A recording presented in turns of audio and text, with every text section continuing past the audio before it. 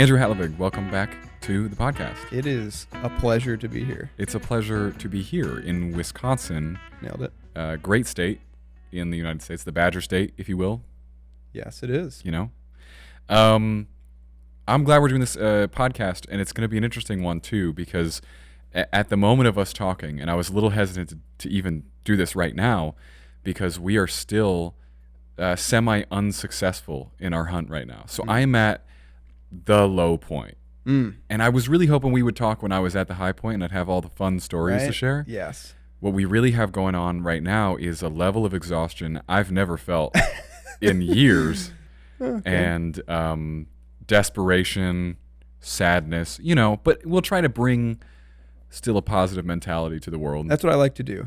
I try to be optimistic. Yeah. It's easy to be pessimistic. For sure. But I like to bring things positive. So that'll be my aim for today. Well, I'll try to do it too. And you know, we have been pretty positive in general about this whole thing. There's been so much to learn. Oh yeah. But you know, it's been a struggle, man. We've been out there. Before I forget, did you turn the sound back on these cameras, my producer Andrea? This is an important question. They're on? Thank you. Because they weren't on the last one. I remember that, but it's okay. Andrea's here, everybody. She's mad at me for bringing the attention to her. You're all staring at us. I think we feel. That is true. The world's looking at us. So we have been here for officially 2 weeks as of today in Wisconsin, and as always, amazing time. We're staying with our friends on their farm. They're the best people. We've had a great time. We've been out hunting, and we've been out hunting every day since the Wednesday evening we got here. Damn. So every morning and every night. That is impressive. I think today I counted and it was about 23, right around the 23 mark. 23 times you've been out. Mm-hmm. And then multiply that by, you know, you're out there 3-4 hours each time. Sure. And you get a sense of, you know, what it's felt like. And you know, get home, cram dinner, go to bed, get up at 5, which is now 4. Yeah, right. After daylight savings. That messed me up because I went out on Sunday and I got up and I was like, whoa, it's already getting light out. Dude, and I was like, oh yeah, I thought it was the next day, but I was off. So. Exact same. We set our alarms for 5:15 every day. That's when we've been getting up, and then we got all dressed, and I opened the door, and I'm like, why is it brighter than it has been? And we're like, oh shit, and we had to rush out. Luckily, it was really foggy that day. Oh, okay. And so we had the chance to, I think, still sneak in without bothering anybody, but that was a scary moment. Yeah. Because the iPhones, they just do it, which is great, but they don't tell you that they're going to, a little notification. That'd have been cool. Like, hey, just a reminder, this is happening tonight. Yeah. And I was laying there in bed and it was still dark and I was like, I feel like I'm getting a suspicious amount of sleep. Yeah. I was like, I feel great. Yeah. What's going on? I'm like, oh yeah, that's because I got an extra hour. Yeah. And I thought it was, we were losing an hour. That's what I was prepared for. I was prepared to be just tired of shit. Oh, really? Because spring forward, fall back. You've never heard that? I'm sure I have. Oh, okay. Yeah, there's a little dyslexia or something in me that I don't understand. My left and rights are always bad. Really? I have to squeeze my hand so I know oh, this is right because it's more coordinated feeling. But I cannot get my left and right. It's crazy. Everybody's like, yeah, turn right. I have to think about it. It's I work with it. So well, you know, when you get more complicated versions of left and right, like backing in our RV, that does get tricky. And you know, we'll go to a lot of RV parks where there always seems to be an old man who's insisting on helping you back in.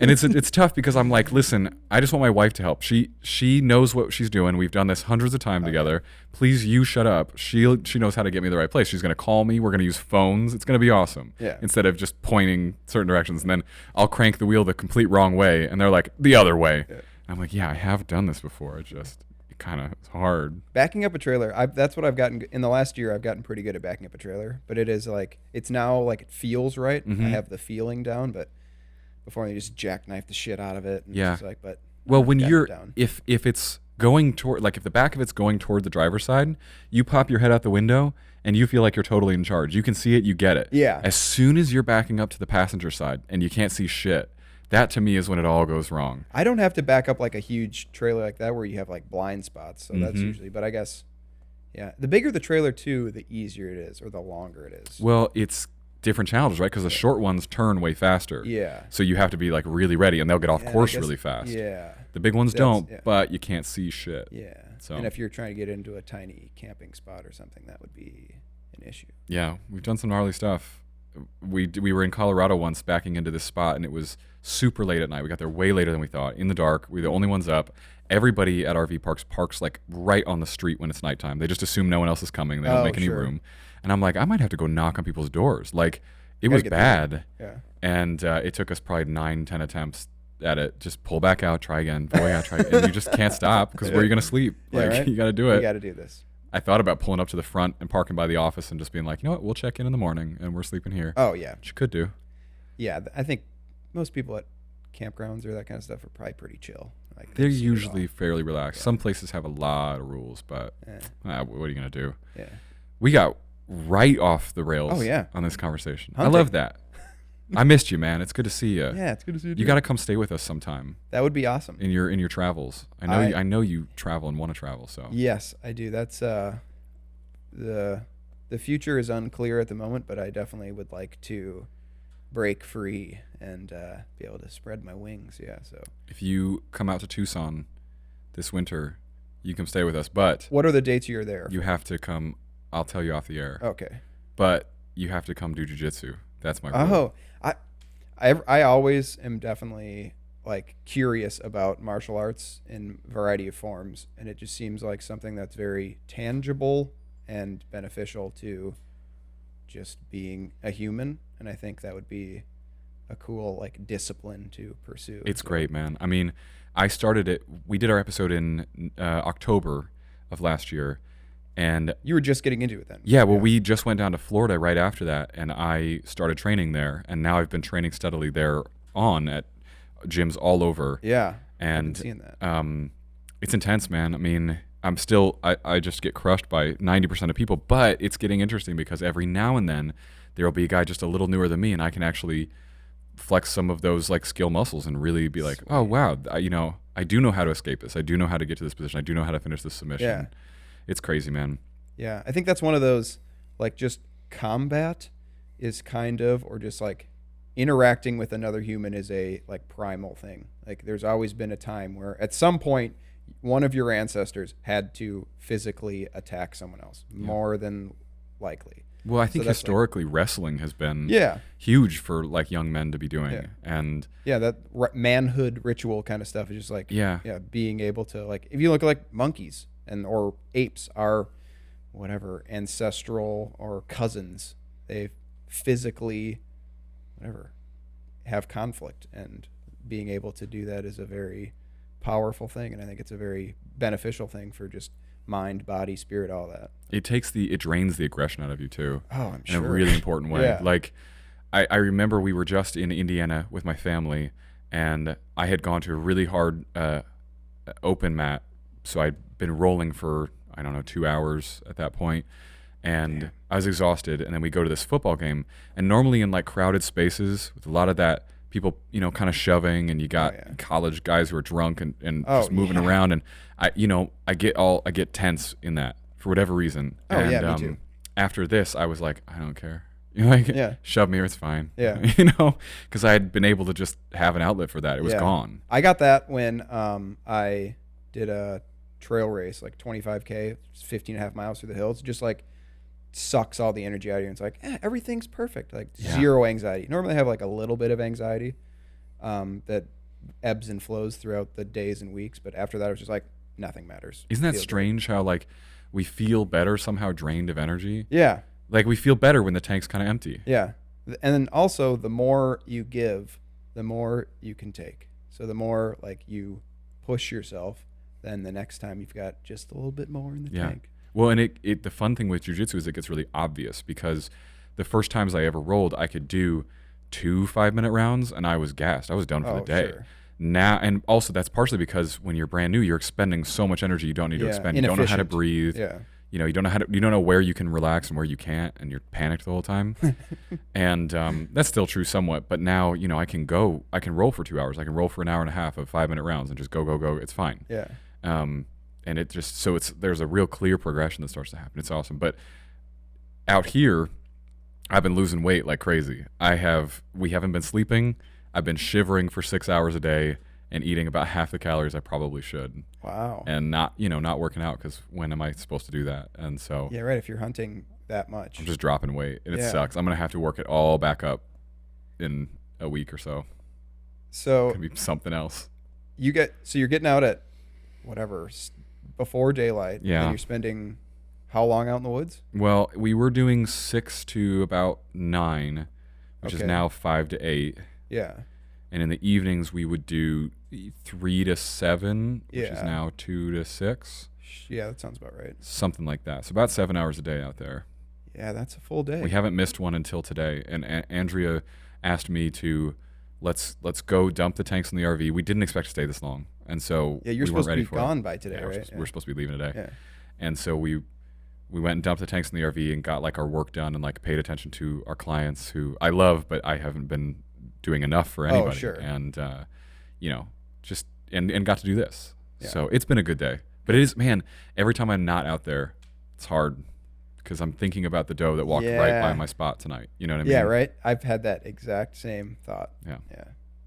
So let me give people the history real quick of what happened out here. I'll tell you the story too. So having been out there all these times, we were out there. What day was it, Andrew? Wednesday? What the buck? Wednesday or Thursday? That was Thursday? So we were out there Thursday morning. I'm up in a tree stand. Andrea's in a small kind of cabin box nearby watching and filming for her documentary. Cool. And I see 2 deer come in. I stand up. I get ready. I'm watching them, from behind the tree. I'm kind of looking over my right shoulder. And I notice that one of them is a buck. And we've been waiting for a buck. He's a smaller one. I had previously missed a shot on a big buck, which was sad for me. Yeah. But I see this guy. He's a little bit younger, but he's old enough to harvest. Sure. And I'm like, you know what? We've been here long enough. It's time to do it. So I know he's coming around the left side of the tree. So I turn around, and as I turn around, the big buck that I've been watching and waiting for and missed my shot on before walks up through the grass. He's about to meet up with this guy. They're getting ready to square up. Oh yeah. And so I basically just go, "Oh, not you, him." And I took the shot. It was about 35 yards. I believe I guessed it right. I believe it was a good shot. We found, so it hit. We heard it hit. He takes off. We wait the proper amount of time. We come down. We find the blood trail. We end up finding the arrow later. And the back had broken off, which is common. The front, one of the blades had broken, which is again common. Mm-hmm. All the blood was bright red. We're seeing bubbles in it, and we're going, great, lung shot. Yeah. But what we noticed was all the blood was on one side of the trail usually. So even though we believe it went through, we think it only hit a single lung. Sure. So I think it went in, the top came out the bottom by the sternum. Okay. And may not have hit the second lung. So we tracked him for a few hours. We gave him some time, tracked that blood trail about a half mile, 3/4 mile, and blood trail ended. And then we just start searching.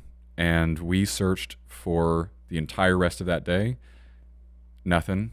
We came out the next day and searched the entire next day. And we searched probably a square half mile, I think is what you said, of this area. And he's nowhere to be found. We even walked through a cornfield fully, range by range, and through all these bushes. And we were all over this property. Nothing. And we had to give it up. That's rough. Yeah, I think pretty much everybody, if you've been hunting long enough, I think that's gonna happen. Yeah. As like you can do everything right, and you still have that kind of shit happen, and it sucks. It sucks. I lost a doe last year gun hunting, and I shot the doe, tracked her for I think it was 7 miles, through. I don't. It wasn't like a straight shot 7 miles, but I think just all the turns and all the hills, and I tracked the blood trail forever. And finally, I went through like a bunch of different people's properties. It was nighttime. I crossed over 3 or 4 different property lines that I don't know. I didn't tell them that I was trespassing, but I was like, I got to find this deer, and it ended up making it to a road that it crossed over, and then I lost the blood trail on the other side of the road. It was like, it's whatever. I've been at this for 2.5 hours. I can't. There's nothing I can do now. It's devastating. It's a sad feeling. Yeah. I can tell myself all these things that make me want to feel better. All my mentors in hunting have told me, this happens, buddy. It happens. Yeah. And they've all told me their stories our host here told me about a guy who went out, paid $5,000 to shoot a big bull elk. He shot it, and then it took off into this reservation where he wasn't allowed to go retrieve it. And that was the end of that story, you know? And so this happens, but for my first buck, my first deer, for this trip, it was a real, I can't, you know, it makes me sad. But it also inspires me. It makes me want to continue all the work I've been doing with the bow and just get better and better so that when I take that shot, we're hitting the heart every time, no matter what. And it's just perfection is what I want to see from myself. So, you know, it is what it is. But then what we should have been doing was we should have taken our doe first, and we realize that now because we were buck hunting for. I had plenty of shots on does, but I didn't take them because we were waiting for a buck. Yeah. And so ever since that happened, now we have been waiting for the does to come back, and it got warmer, and they're not moving. Yeah. And so we basically said we can't leave here until we get a doe, and I don't know if that will happen before the inevitable. We have to leave here to go on to our next work assignment and do all these things. So we've been out there just like madmen every day trying to make it happen. Hustling. There's nothing you can do but just keep going out. Yeah. They walk by.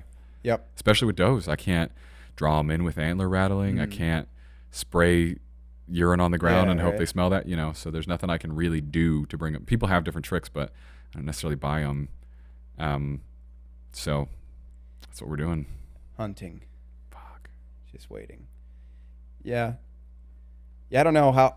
Yeah, does. Yeah, they're like the bucks are going to come into the does. So if you have does, then you're going to ideally draw in bucks. We've been seeing only bucks now. And a buck walks by me every day. One walked 10 yards away from me today. Didn't even see me. Walked right by. You could still shoot a buck though. Yeah, but they asked me not to.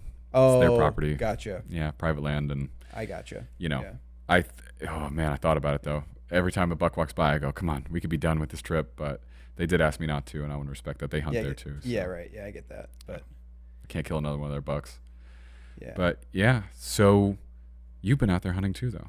Yeah, definitely not have been as hardcore as you guys have been out there.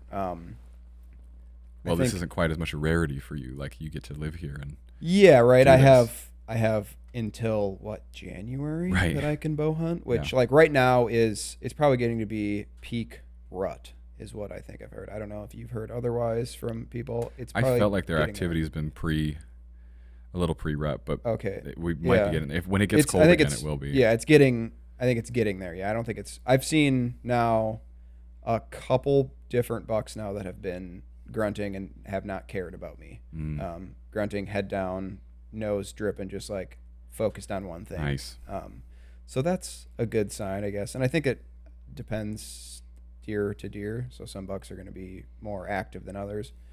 But yeah, I've been out. Where did I go?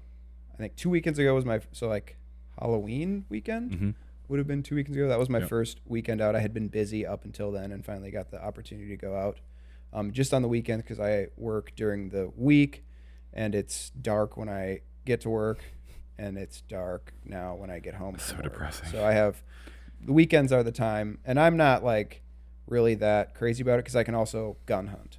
So which is probably depending on gun hunting is weird. I guess I have a weird issue with it. I don't have an issue with it. I understand the whole process of it. It's just in terms of like connection to the land. One thing I like about bow hunting is that you feel part of the land rather than like an intruder into it. Gun hunting, it feels like you're out there with blaze orange on. It's loud.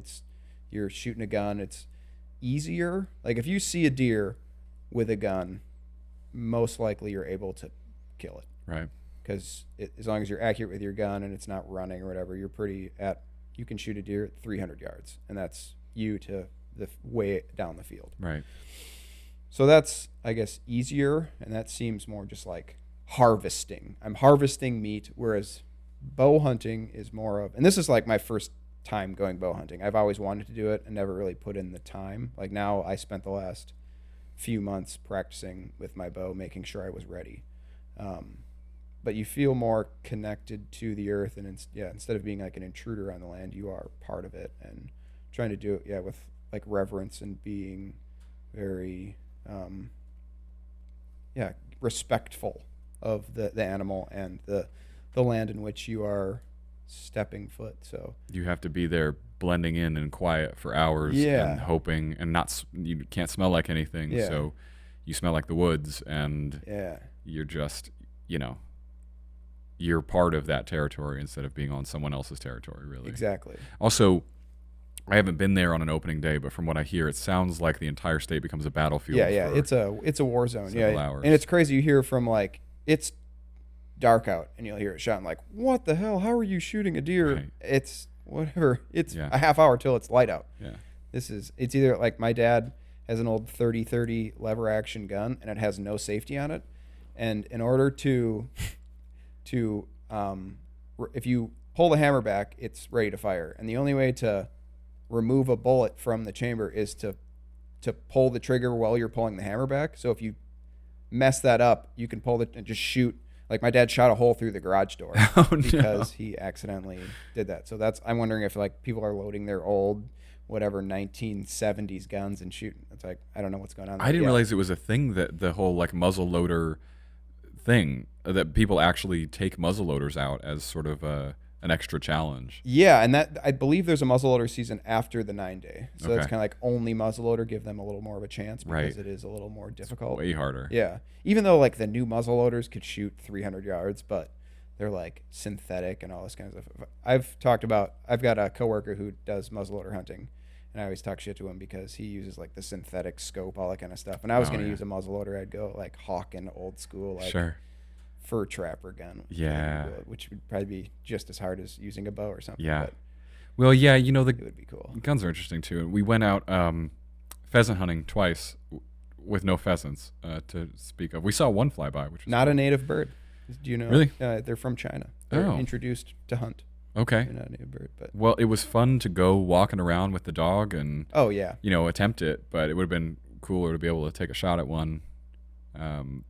Shot some pigeons. So I my favorite type of hunting is small game hunting, which is I'm very stir crazy. I guess you can probably see me fidgeting here, but it's hard for me to sit just perfectly still in the woods for hours at a time. So small game hunting, you can kind of just walk through the woods, and if you see a critter, squirrels or rabbits are usually what I'm hunting. You can shoot it, and then it's kind of like a game to try to get around the tree so you can shoot the squirrel, that kind of thing. And it seems like a backwoods hick thing, but I believe squirrel tastes better than chicken. And this is a crazy whatever, think oh, you're a backwoods hick, but it's good. I don't know, it's probably a lot of chickens I've had haven't been good, because probably some hormone infested crappy bird. Well, that's but true. Squirrels are living off the land, eating nuts and whatever stuff out in the woods. No, I want to talk about this because this is what we want to do. Where we have, for us in our year, we have plenty of places we can go to hunt, but it's about what the seasons are. And small game is open pretty much year round. So depending on what state you are in. But I think we're going to try to do a little this spring in Texas. And you can hunt anything at any time in Texas, I'm pretty sure.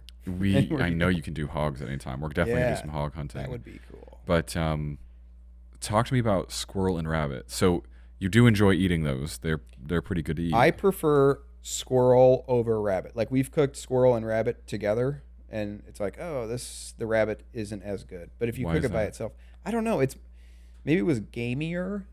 So it's just a little, I don't know, there's that gamey flavor is hard to describe. People always talk about that. Venison can be gamey. Mm-hmm. And it's kind of that whatever, dirty kind of taste to it or something. It's got a different flavor. It's not as clean tasting. I don't know.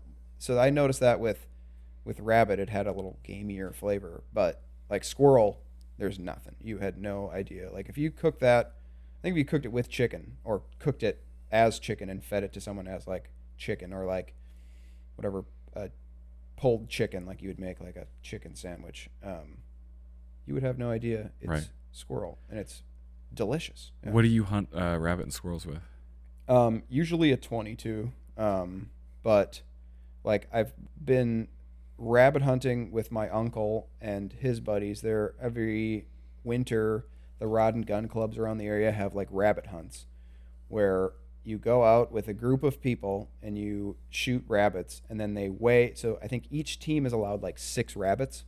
They take the biggest 6. And whoever has the most weight then wins the thing, and probably you can drink your weight in Miller Lite or whatever it is at the Rod and Gun Club. So I did that with my uncle, and we used shotguns. One, if you're like, we use dogs, so you're running a dog and the rabbit's gonna run out and it's gonna run, and you're gonna try to lead the rabbit and shoot it. So that's easier with a shotgun, and also it's safer with a shotgun when you're using like multiple people are around.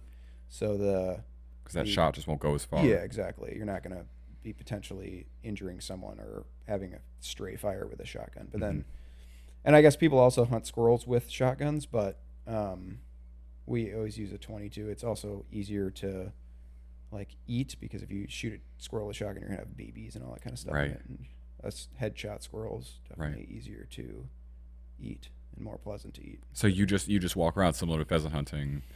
When you see that squirrel, just line up a shot.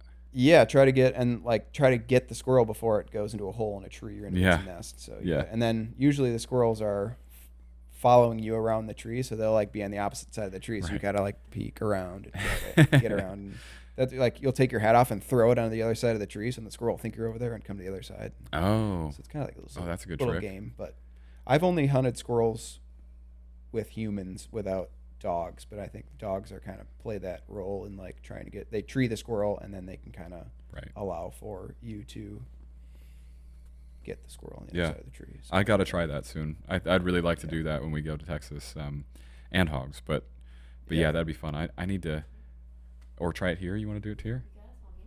I do have a small game tag here. Over here? Yeah, I do. Yeah. But I only have the bow. I don't own a rifle right now. Oh. So we'll have to get a rifle at some point. Well, Thursday, if I'm not doing anything. Yeah, done.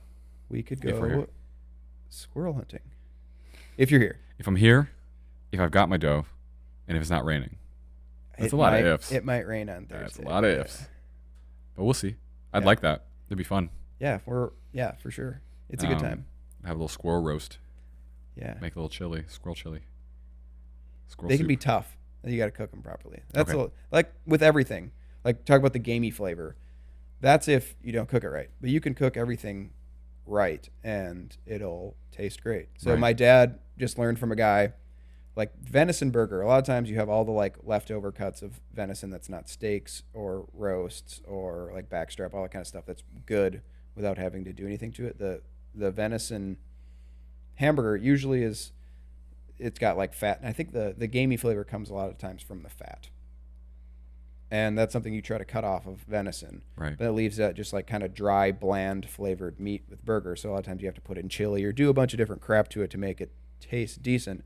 And what my dad discovered is that you mix it, was it one part beef tallow to 5 parts meat, or like 20%, I believe, 20% beef tallow. And that kind of adds that fat back into this really lean meat and has a delicious flavor. And he had a burger last night of that. He got a doe on Friday, something like that. Big doe, and had a burger of that last night. And it was good. It was really good. Tasted like a burger. So that's something to keep in mind. Oh, I'm excited. I'm sure you're a cook, but you like to cook. So I do cook a lot. All aware of all this. I do cook a lot, and our hosts here have encouraged me to use pork fat too. Oh, sure, yeah. And mix that in. My uncle be really good. Used like 1/3 bacon to 2/3 venison. Yeah. And that's like, it tastes like you're eating a burger that's made of bacon. Yeah. So put bacon in anything, it's good. Man, I got to get this thing done. It's weighing on me. I don't want it to weigh on me, but fuck, if we had gotten that buck back, I think we would have probably left. I think we would have been fine, and we would have had the weekend a lot more relaxed and taken off. So it's tough though. I think a lot about all the like lessons that we've learned out there, not just from sitting. There's something that happens when you sit still in the woods for that long. Oh yeah. All the conversations you have in your own head and all the bargaining you make to the universe. I find it very hard not to do that. I find it very hard not to have conversations with the buck that I want to come walking out. You know what I mean? Yep. Have whole chats, make a lot of promises about how I'm going to be better as a person and come out and let's do this. It's just funny what your brain does out there. Yeah. It's just very active. Yeah. I've been like, okay, if I'll just shoot the deer and then that'll be good. Then I can just do everything else instead of being like, okay, I have to shoot the deer first. I think of like, when I shoot the deer, then I'll be able to like process. I'll gut it and I'll bring it home, and then it's like, but all the other stuff that goes into doing, like, the deer has to come to me first, and the deer has to be in the proper range. The deer has to do all this stuff at the right time of day. I make up the story of, oh, this has already happened. I've already shot the deer. Now I got to gut it. I'm like, no, I have to get the deer. The deer has to come to me first. All this stuff. I'm already like imagining the scenario of, if it would only just be already dead, then it'd be fine. Yeah. But no, I have to go through the process in order to have the result. So it's that I tend to have a future-focused mind. I think that's where anxiety comes from. I'm always kind of looking into the future, and that unknown future brings me anxiety. Right. So I guess with deer hunting, it's that's all. The whole time is you're thinking of this potential future outcome, and I've been trying to meditate a lot more lately, and that's kind of helping me present myself in. It's kind of weird. You don't think of meditation and hunting in similar terms, but it is very meditational. I do now. To be out I think in the of woods. Meditation and hunting, and yoga and hunting, and being in uncomfortable positions for a long time. Yeah, and sitting in quiet your brain down and be listening. But I also would be interested to see like an MRI scan of my brain out hunting, because everything is lit up. Not in the down times, not when it's too dark to shoot and you're like, I'm going to take a nap until it's light enough to shoot, or whatever. But in the moments when you hear branches snapping and everything lights up. And I think, everything I've been reading and learning about hunting just makes me think that your brain lights up like that because we're supposed to be doing this. Like, we are hand built by thousands of years of evolution for exactly this thing. Yeah. And so to not experience that, I think is sad. I think everybody should experience this thing because it's what your body wants to do, is to be out there hunting. Yeah, and I think I'm trying to. A lot of my thought process with this whole thing is, the like ethics, I guess, of it all, and the ethics of hunting, and the ethics of killing, because that's a very heavy thing. Yeah.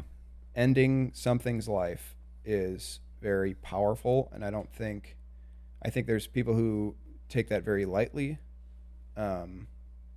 Just that, like, people that are like hunters that don't really have that connection or whatever, just kind of like, it's an animal, I don't care about it. It's like, it's still a living thing that deserves respect. I think all animals, deserve respect, even a fly or a spider. I try not to kill spiders because, one, spiders are killing all the shitty bugs that actually hurt you. So if there's a spider, I try to nice job, kill all the flies that are actually going to bite me. But killing an animal is, an extreme thing, and I do believe all humans stem from hunters. And that's a thing. And just look at our brains, and our brains are the size they are most likely from eating meat that at some point was hunted. There's a lot of reasons why we can see we came from hunters. I told you that we got into the carnivore diet, read the carnivore code. That's been a lot of the basis of what we've been doing lately, is eating animal based. Nose to tail? Well, I'd like to. Yeah. As soon as I can get one. So we have started incorporating organ meats and liver, and there's a kidney in my freezer I'm intimidated by. And now we buy all of our meat from a place called Force of Nature, who mixes in heart and liver into the beef. And we buy their chickens, and they mix in gizzard and liver and skin, you said? Yeah. They mix in a bunch of stuff. So we've been doing our best to incorporate organ meats. But his book talks about a lot of things. You can look at our stomach acidity, which is off the charts in terms of carnivores.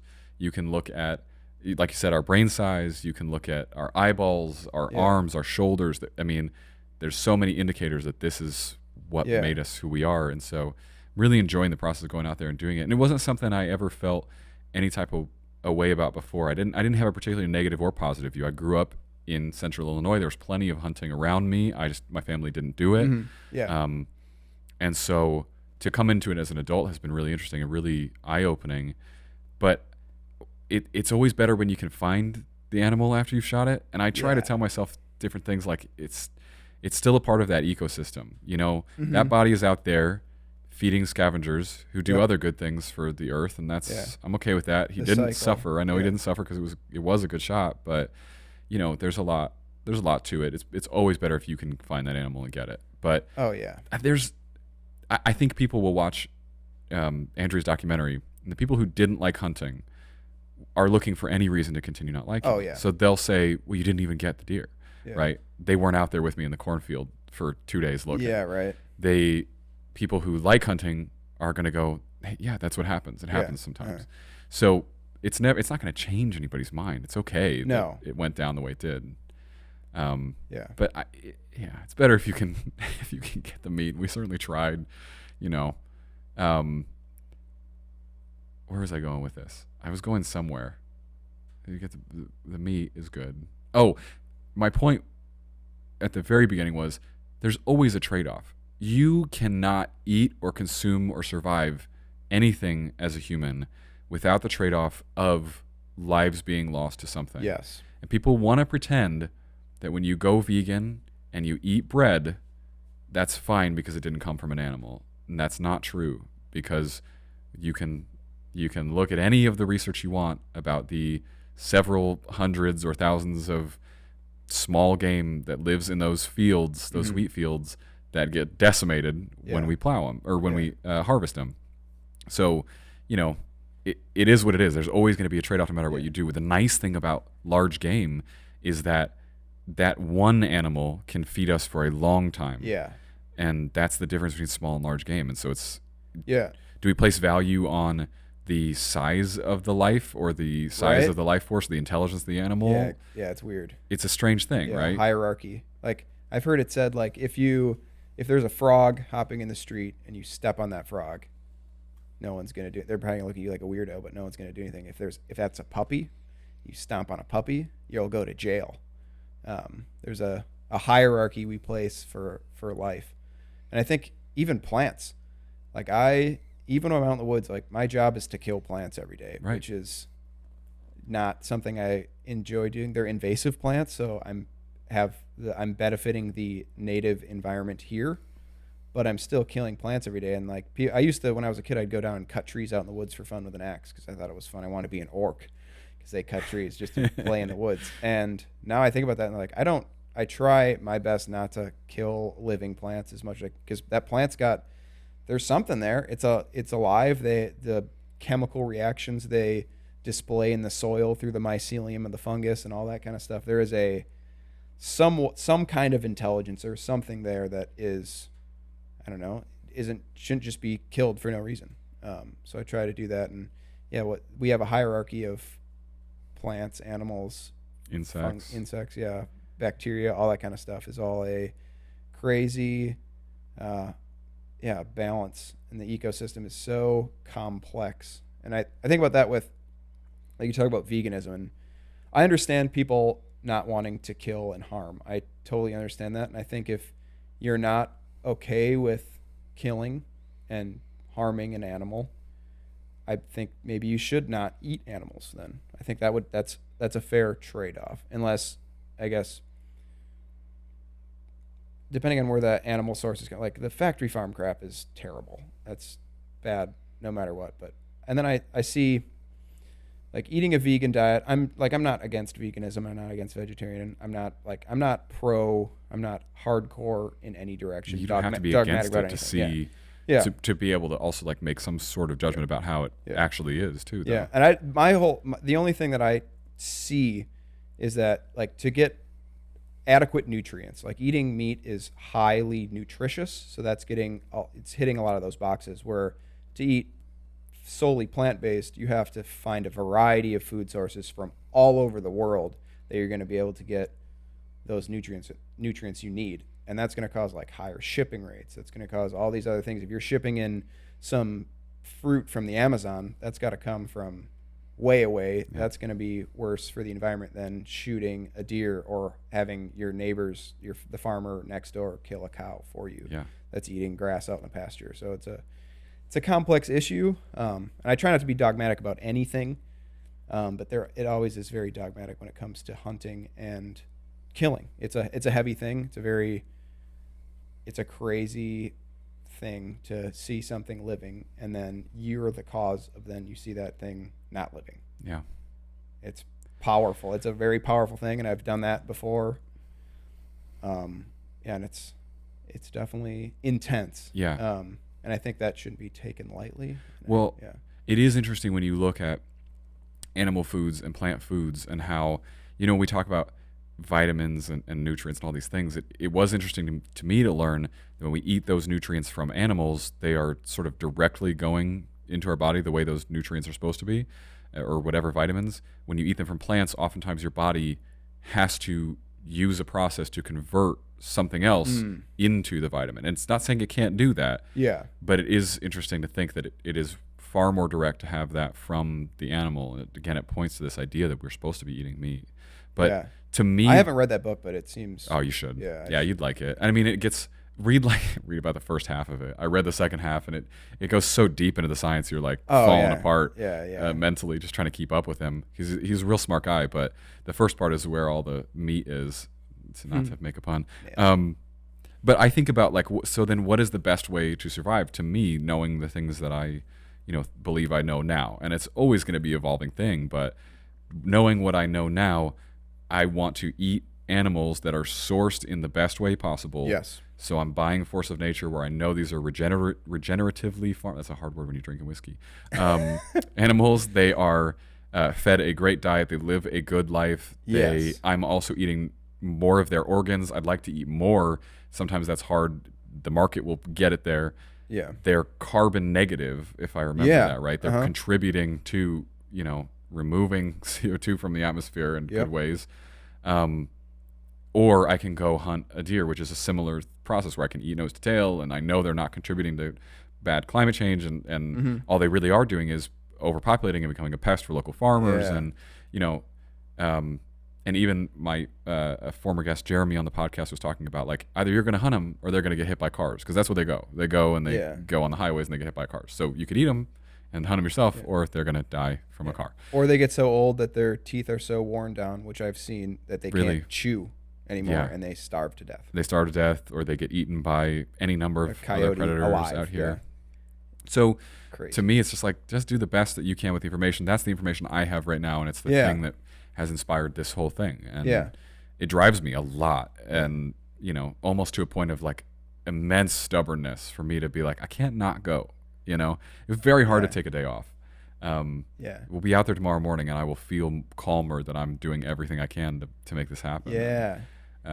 I've seen deer driving into work and being they're moving. Sometimes when we're driving out to our hunting spot, one will cross the road, and I'm like, I should just speed up and just tag out. Just hold an arrow out of the window.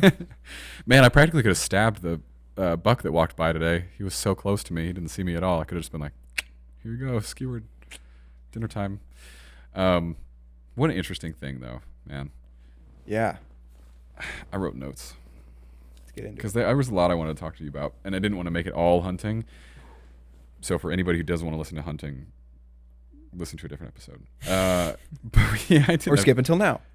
We talked about more hunting. Oh, here's one. So even when you were talking about gamey taste, that's interesting to me. And I think about this when I avoid eating liver, which is still hard for me to stomach. And I've avoided it lately because I haven't had much of an appetite anyway. But I do it. But why, if liver and all these other things are so good for us and so in our history and so ingrained as all the nutrients we need, know where you're going. Why don't we like it?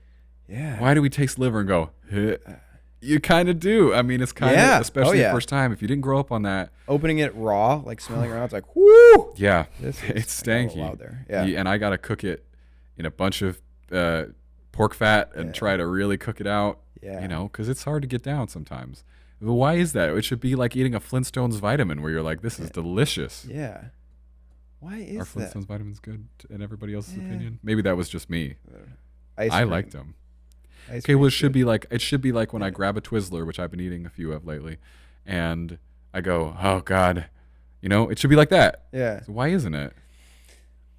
It could be bacteria. Talk about gut bacteria. That gut bacteria is connected to your brain. If you eat a lot of sugar, the bacteria that break down sugar are gonna proliferate in your gut, and they're gonna send signals to your brain to be like, this is good, eat more of it. Don't eat a lot of liver.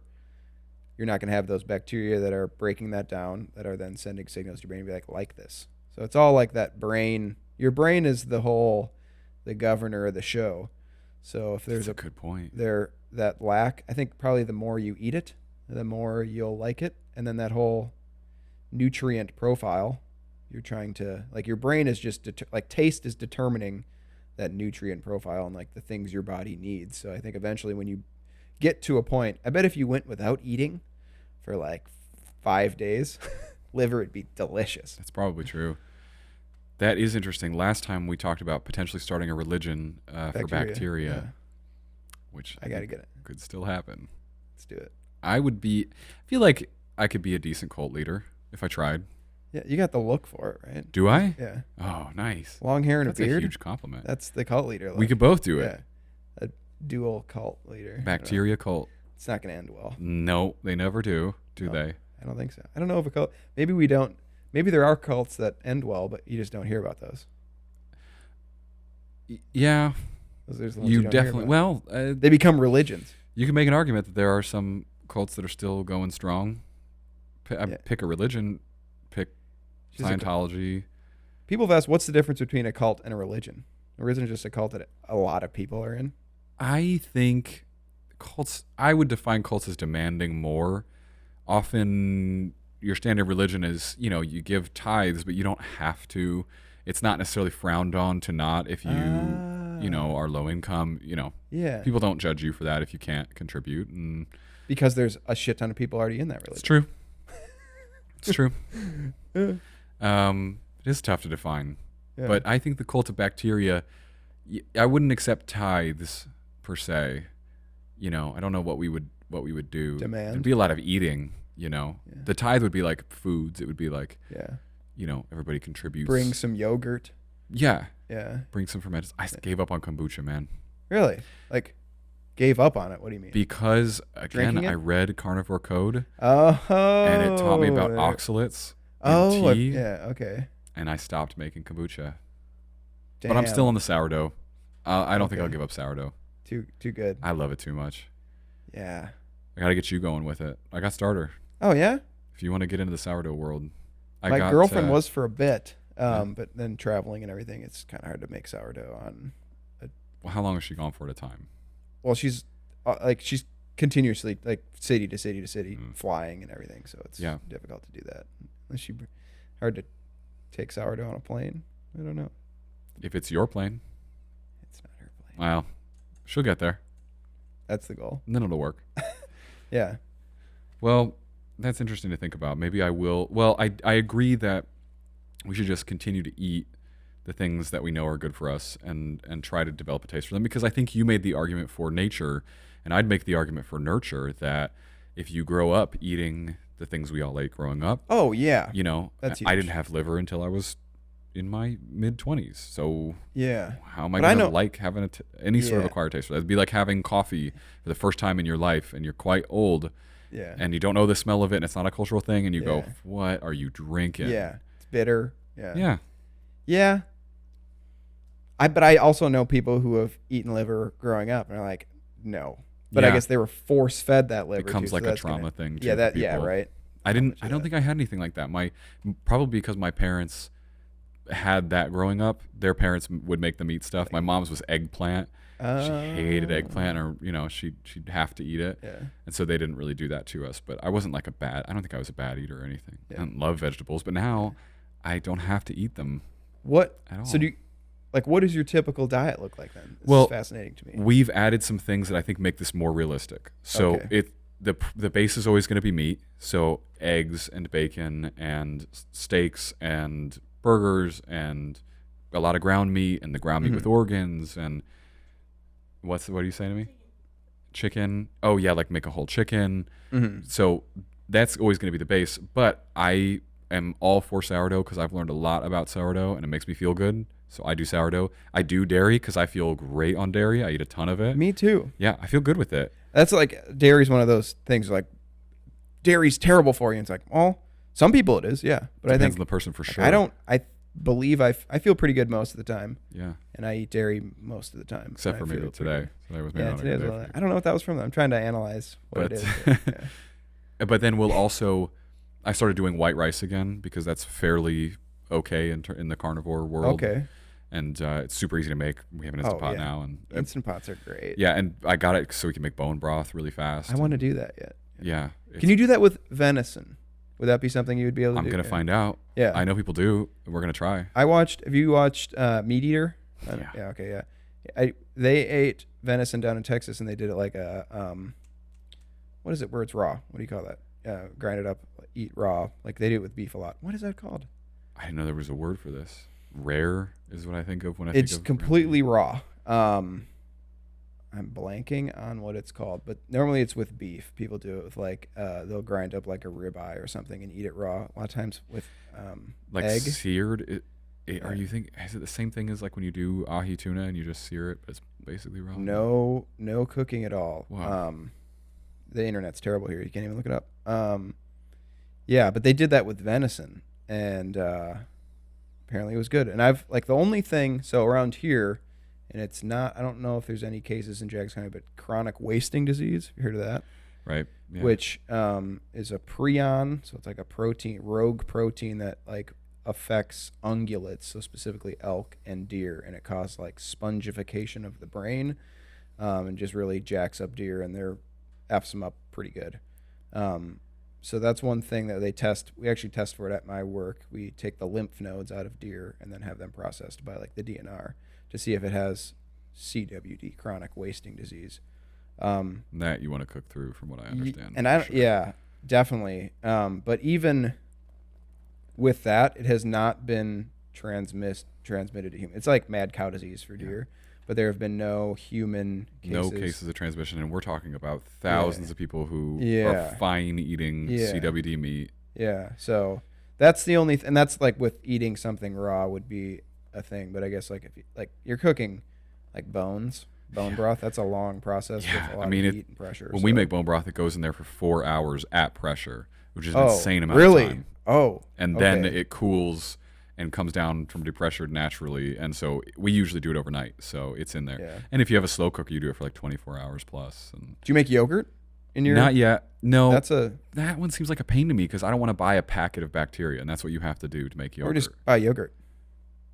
You just use like, so what I bought a packet of yogurt culture starter, which is just like looks like cocaine dust or something, white dust. Interesting. You could have gone with a million options it's there. Baking soda. Brain jumped right to cocaine. I said that, but it's funnier. So laugh more. Oh, humor. Yeah. Shit. So this isn't a funny podcast, all right? It's not a humor podcast. Relax. This is a serious affair. I should have led with the diarrhea. So keep that off the show. Just put a gallon of milk in the Instant Pot and you boil it, and then that like whatever, I don't even know what the boiling does in the Instant Pot for the milk. And then you let that cool, and then I just added this culture to it, and then put it in the Instant Pot, and there's a yogurt button on it. Right. And then that just incubates it for like 10 hours, and in the morning you have yogurt. Yeah. And then you just save a little yogurt and add that to your next gallon of milk, and it's your starter. Oh, okay. So you just add in a little more yogurt to it. I am getting the nod from Andrea. Yeah. And it's super easy. Cool. Yeah. So you don't even have to start with the culture. You can just start with yogurt. Scoop of yogurt. Yeah. All right, we can do get that. like good, like ideally you'd get good milk wherever you would get that from. I don't know. That's kind of a tricky subject these days. I usually buy grass milk from, what's the farm called? Organic Valley. They have one that's specifically grass milk, and grass-fed. Mm-hmm. Yeah, okay. Mm-hmm. I like it a lot, and they have ones that are like just pasture raised, and they've got the ones that are pasture raised and grass fed and all that stuff. And I buy the best I can when I'm at the store or whatever. People talk about like grass fed, and like a grass fed steak tastes worse than a corn finished steak kind of thing. And I don't know if I've ever been like grass fed corn, and I want to be like, okay, I want to do the test. I think the fat is different. I think I've noticed a little bit. Yeah. But we were exclusively grass-fed beef for a long time, and now we started to open it back up. And mostly that's because I've had such good experiences knowing farmers who grass feed and grain finish, or it's just I care far more about the pasture-raised concept of not being locked in a box for your whole life and being outside in the sun than I do about. Oh yeah. So yeah, and it's just so hard to buy, man. I mean, I'll buy it when I can, but some traveling around, like it's hard to come across good stuff. Oh sure, yeah. The steaks you can get, even that are grass fed, are like terrible cuts, and they just look awful. And then you got the beautiful grain fed one next to it, and you're like, ooh, all right. What would I rather have here? Yeah. Yeah. What do you got? What do you got? Well, there was a lot of things on this list, but none of them flow. Okay. I think that it is fun to discover all these ways we can use all these parts of an animal. And I've got some podcast guests lined up who are going to tell me, who are like real pros about cooking wild game meat. Okay. And I don't want to let them down. I need to get a dose so that I can actually have something to talk with them about. Yes. It's going to be a strange podcast if I don't. I'll do it anyway, you know. Tag soup. Tag soup? Yeah, like the tag. Oh, yeah. Thank you for that. Tag soup. More jokes from the joke guy here. Hilarious stuff. Yeah, I try. But I feel like there is, in that same vein of all the ethics we talked about, like being able to use all the parts of the animal that you can is an important thing to me. You know, we really pretty much just can't use some of the intestines and the stomach and, but pretty much everything, the liver, the kidneys, the heart, you know, we can use all of it, and we can use the bones and make bone broth. You can keep the antlers as a decoration if you want, but I think if I get some antlers at some point, they'll be a tool. I would take them out with me and use them, you know, to rattle. And so, or, you know, even our friends, their dog chews on those antlers, and it's its favorite thing to chew on, you know? So knife handles. Yeah. Oh, that's cool. Yeah. Knife handles are like even simple as like coat racks. People do that, or chandeliers, all that kind of stuff. I guess it's hard with like a camper. Yeah. It probably won't be a decoration for me. I can't imagine mounting a whole cape and a whole head right on the wall. That'd be interesting. One day we'll have a big bull elk and we'll hang it in the RV, and it'll be absolute nonsense. It'll stick out like over the kitchen and just. Or on the front of your truck. That'd be interesting. Off the front. I think I'd get buckets of paint dumped on my truck in certain places. Yeah. We don't always go to hunting friendly places. Yeah. You know. Yeah. Can't imagine driving through San Francisco with antlers sticking out the front of my truck. Yeah, it's a target. That is a target. Yeah. I might start a protest. It would be bad. Yeah. I don't want that. I don't want anybody to be mad. It's all good. No. But I do feel like that's part of that like ethic of making sure that you honor that animal. Yeah, and I've heard people be like, "What are you doing with the like trophy, that kind of thing, or that like displaying the death up?" But again, doing it right, the right mentality, that you're honoring the animal with that trophy. Yeah. I think done right. Yeah, it can be just like there's a lot of people who just like are out collecting trophies, and they're just shooting animals to shoot them, to kill them, to have this trophy. You're like, look at me, I killed this big animal kind of thing. And I don't like that. I'm not into people hunting for a trophy or like a sport. I don't like they call it sport. You don't? I don't think I like, because it's. I don't know if I mind it as long as they eat it.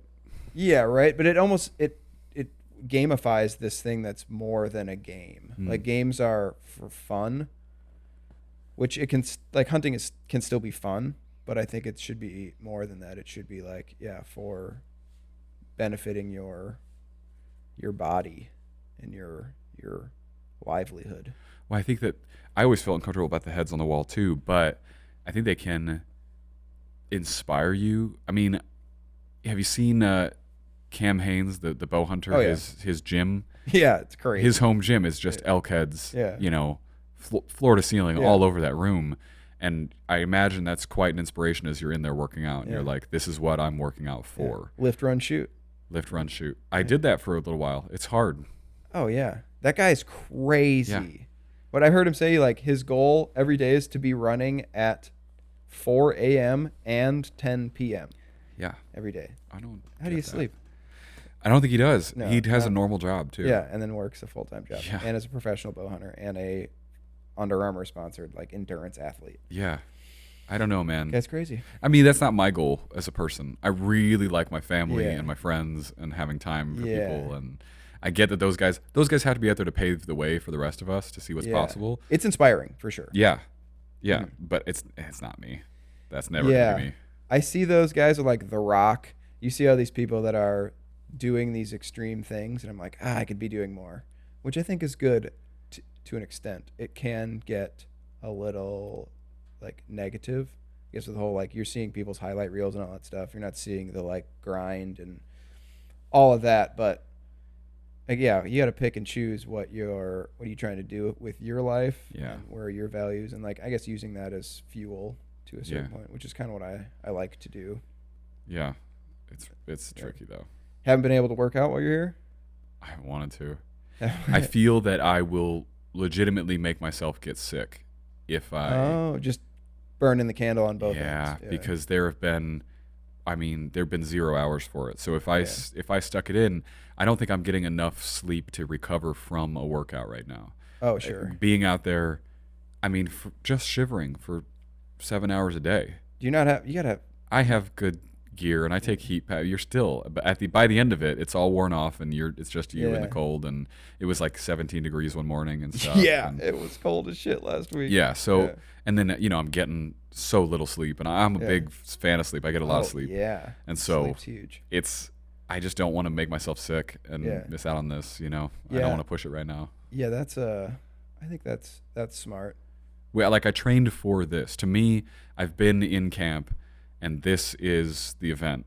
Yeah. So I'm here to just do the event and just focus on that. Yeah, I like that the whole like periodization of like, okay, I'm training for something. I have this goal, and now this is the time that this is game day. Yeah. This is the event. It's just extended because it's been a couple weeks. Yeah, right. But I'll get back to it, and the first thing is going to be I have to get back to jiu-jitsu, and I'll be just destroyed from like physically I won't be there, and I'll have forgotten everything I've ever learned because I've had. You take a week off and you forget everything, and you just get demolished, and so it'll happen. Yeah, it'll happen. You got to get into jiu-jitsu before I get too much farther than you. The thing, because if you get into it 5 years after me, it's game over. Never gonna be able to compete. Yeah, I think, but I'll pick it up real quick. I think. Cocky before I just get destroyed. I'm sure. I love it. I was at this gym I love this gym in Lafayette, Indiana, where my parents live, and I trained there for quite a while. And this older guy who I think he's the owner of the gym, he had an open round. I hadn't seen him roll a whole lot. I don't like guessing ages of older guys because I'm very bad at it, but I'd say 65, easy. Damn. He's great. He looks like a vet of something, and he is like, I'll roll with you for a round. And without expending any energy, he proceeds to just lay on me for 5 minutes while I squirm. And he doesn't hardly have to move, and he feels like he's 600 pounds. And I've wrestled with guys who are pushing 300, big guys. They have weaknesses. You start cranking on their arms and their shoulders in interesting ways, even if you're stuck on the bottom. Yeah. You can get something done. The way this guy pinned me like a semi-truck was just unreal. And I'm just barely breathing until he takes pity on me and submits me. It was just amazing, man, what you can do with the years of experience in that sport. Yeah, it's so technical. Yeah. He just knew his basics, and he just laid there in side control while I could do nothing about it. That's where I would be frustrated, because I like to muscle my way through things. Like walking through the woods and there's a branch in my way. 9 times out of 10, I'm going to break that branch because it's in my way instead of being acrobatic and getting around it. Yeah. Also, it's fun to just wreck shit in the woods. Yeah, sure. But with jiu-jitsu, I would get handled. Well, the muscle, it's amazing how much the muscle doesn't matter. Muscle's great if you also have skill, sure, because you can be strong and have skill. But the littlest guys are the scariest and the most dangerous, and the scrawny dude who you don't expect and just destroys you. Yeah. And you realize this guy could kill you in 7 different ways in 5 seconds. You know, my friend Heather, I talk about her on the show a lot. She's been on the show, Heather, out in Tucson. She is shorter than Andrew. She's probably 5'3", when you say, and she's tiny, and she rolled with me once and just demolished me, and I have no idea how. I'm double her size, but she's a black belt. She knows what she's doing. Sure. And it was just it was unreal. I don't know what the closest jiu-jitsu gym would be. Minneapolis, maybe. There's a few in this area. I looked them up. Really? Yeah, because I thought I'd have time to train while I was here. Really? Yeah. How do you know any of the towns nearby? I look them up. I'll tell you which ones you should and shouldn't go to because you can tell. Oh, okay. You're gonna have to put a gi on around here though. Unfortunately, I do a lot of no gi, which is to me a lot more fun. Okay. But it seems more practical. Yeah. Like if you're gonna someone's not gonna have a gi on if you're in a street fight. Yeah. Although you live in Wisconsin and people wear coats. Yeah. And so everybody says if someone's wearing a coat, what if I'm on the beach? Yeah, that's where that's what I think of. Grease down in some tanning oil. There are a ton here. I don't wear tanning oil. All over La Crosse. Really? Yep. No shit. And in La Crosse. La Crosse is close. There's any sword fighting gyms? Galesville. No sword fighting. I kind of want to get into sword fighting. I know you want to get into sword fighting. That'd be sweet though. There's one in Sparta. Yeah. Oh, I work real close to there. Yeah. No, what? How have I not heard of that? That's crazy. Well, they're all martial arts schools, but I looked up the keyword jiu-jitsu, so they should have some type of jiu-jitsu if they came up. Yeah. Okay. Get into it. Sparta is real attainable because that's right by where I work. But then you will be able to kick my ass in the gi. All right. But then if we take the gis off, night. I'll bite. The gi's interesting. Hair. I don't like it because it's just like, why would I wear a sauna suit to do the most exhausting hot thing possible? Sauna's great though. Yeah. That's what I really wanted to do out here. You have a sauna, don't you? Don't have a sauna. Where do you go? Tatiana, my girlfriend, was in Minneapolis the last couple weeks, and over October, the month of October, and there in her apartment there was a sauna in the basement. That's pretty good. It was awesome. Yeah. But now's the season for cold.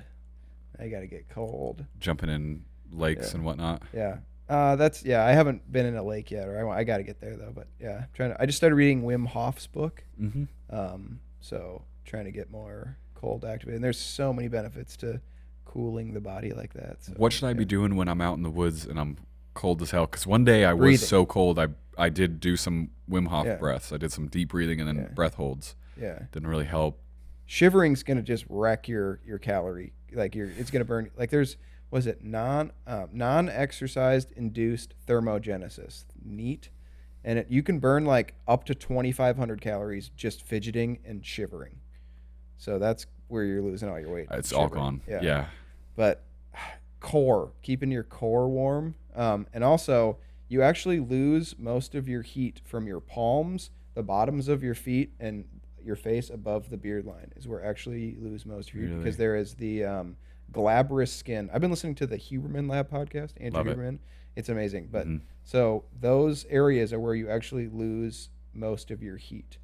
So I would say try to keep those areas warm. Definitely do that. And I started wearing a neck gaiter because I realized I was losing a ton of heat from around my neck. Scarf, whatever you got there. Yeah. Yep, that's been helping a lot. This week shouldn't be too bad. It's staying in the 50s for the next couple days. I wish it was bad because they move a lot more when it's bad. They do, yeah. We haven't seen nearly enough action out there. Yeah, right. I wish they would move. Yeah, that's the thing. Cold would be good right now. Yeah. I don't know how long we've been going for. Oh, we're doing great. What about the cornfields around have they been picked and whatnot? How many fields are around by you? Because they pick cornfield and the deer are out in them eating all that corn. So that's going to kind of. We have been in an area that's mostly bean fields that have already been harvested. And there's a few cornfields around there, but they haven't come down yet. Okay. So, yeah. I guess you're kind of at the odds there, but they're picking all of them around here. So that's actually been seeing a lot more deer. If you see a bunch of does somewhere, holler at me. I'll come get one. Yeah. Whatever. Yeah, you could. That's the thing. Like the property that my parents own is on a cornfield, which I don't think they've picked yet. But the deer, they're not like hanging out in the property. They're just kind of passing through. Right. So you're not getting any the hunting land. It's decent, but it's not anything. That's special. Pretty much what we've been on. Is they pass right through there. They bed nearby, but yeah. Yeah, it'll happen. We'll keep getting after it, and we've left that area alone for a couple of days. I think that we definitely spooked quite a few of them after we were going after that buck, and so it's just now starting to calm back down again. I think they'll come back out. Yeah. Oh yeah. Give it some time. We will. It'll be fine. And that's you just got to be. It's easy to get frustrated by things, and I do this with all sorts of stuff. I'm like, this sucks. Whatever. I'm angry, pissed off at whatever it is, but that frustration does you really no good. You have to find that hey, this is what's happening. You got to be okay with it, kind of thing. And then you like find the nuggets of wisdom within that suck, and you eventually get, like, yeah, you saying using that lost deer to fuel your drive. That'll have me at the range all year. Yeah, right. Yep. Oh, yeah. Yep. And I think the other thing is, even if I believe I can shoot good groupings, I know exactly what I need to work on, which is judging distance. Because in that moment, I went, I think 35, and I'd done the rangefinder all over that area, but they're always going to walk right where you're kind of like, oh, it's between two things I know. Yeah. You know, and so I need to work that too. That's a hard skill to build, and I've never worked on building that skill ever. Yeah. You know. Yeah, you almost have to like walk, like when you're almost like put your target up someplace where you have to like move.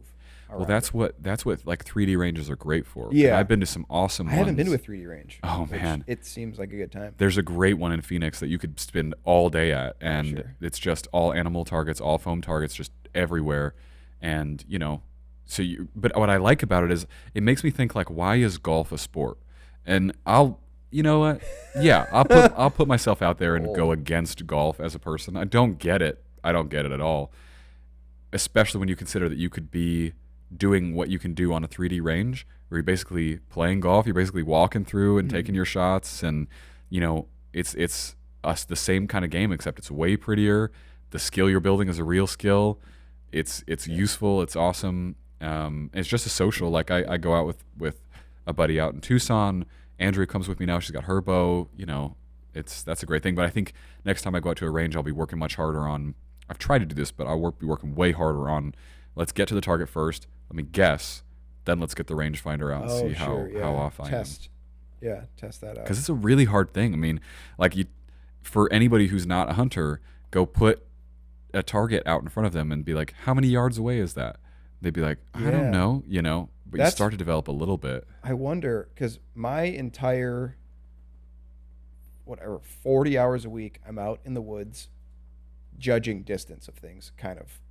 I'm looking at things out in the distance, and usually a lot of times you're like, hey, what's that over there 30 yards out? What is that? Whatever. You're doing a lot of that, or like pacing, like my pace count. Whenever I walk to my bow target, I pace it out because I know that 13 and a half steps of mine is 20 yards.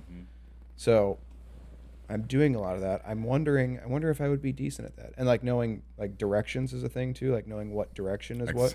Except for left and right. But that's the only thing. That. So that left and right is always changing.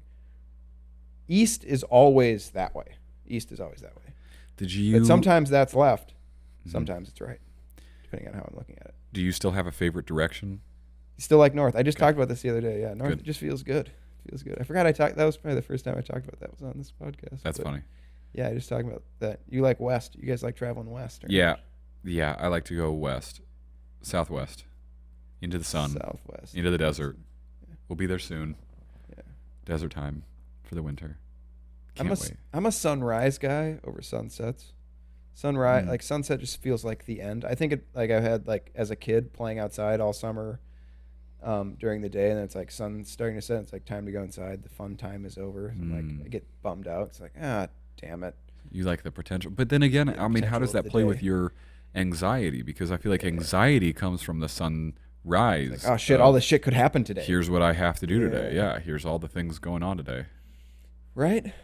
That would make more sense. But I think it's I'm more depressed at night because it's like it's ending the time. But again, the goal. I have that same thing with seasons too. I like springtime because it's new and fresh and all that stuff. Fall feels like the end. I think it's like a school thing, like going back to school or going summer to fun is over. But my goal is to be present in all seasons and enjoy everything that it is given, instead of being like, fuck, I wish it was summer again. But well, that can be tough around here. You guys have a pretty long winter. Yeah. It's not as bad as some places though. But no, I don't want any of it really. But you know, it has made me a bit hardier. I feel like I can handle the cold much better. Just having done this for the last 2 brown weeks. adipose tissue, you're building that up, keeps you warm. Is that all right? I think it's a cold exposure. That's the other type of fat that keeps you warm. Well, my body is also accustomed to getting a lot more sunlight than it's gotten here. Yeah. Because I'm usually just shirtless in the sun all day, as much as I can be. Yeah. But out here, there's not much of an opportunity for that. You always have clothes on. And you Cod wanna liver get outside a oil. little. That's why I got the cod liver oil. Really? Is that you're getting those essential fatty acids that you would, that like, there's a lot of vitamin D in it, but also those other like EPA and DHA, all those things that are going to promote mood and energy and stuff that the sun kind of provides with vitamin D. But I buy that. stuff, yeah. I'm into it. Yeah. Milk has vitamin D. I do a lot of that. A lot of milk. Yeah. But it's not the same. It's never the same ingesting it as when you get it through your skin. Yeah. And through your eyes, too. I don't know. That's the eye. Yeah. The eyes of the whole like awakening. I've been trying to, I just finished a book actually today, The Circadian Code, all about circadian rhythms.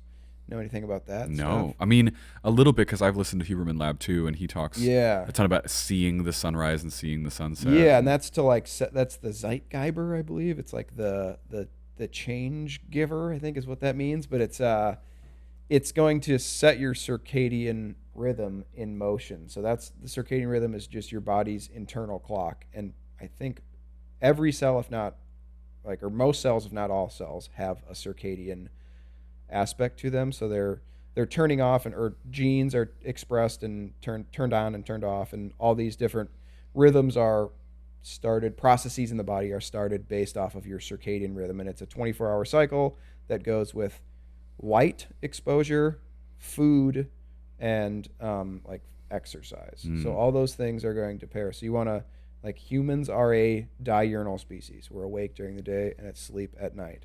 So the sun is out, that means it's time to be awake. And getting the specific way to know that the sun is out is through your eyeballs.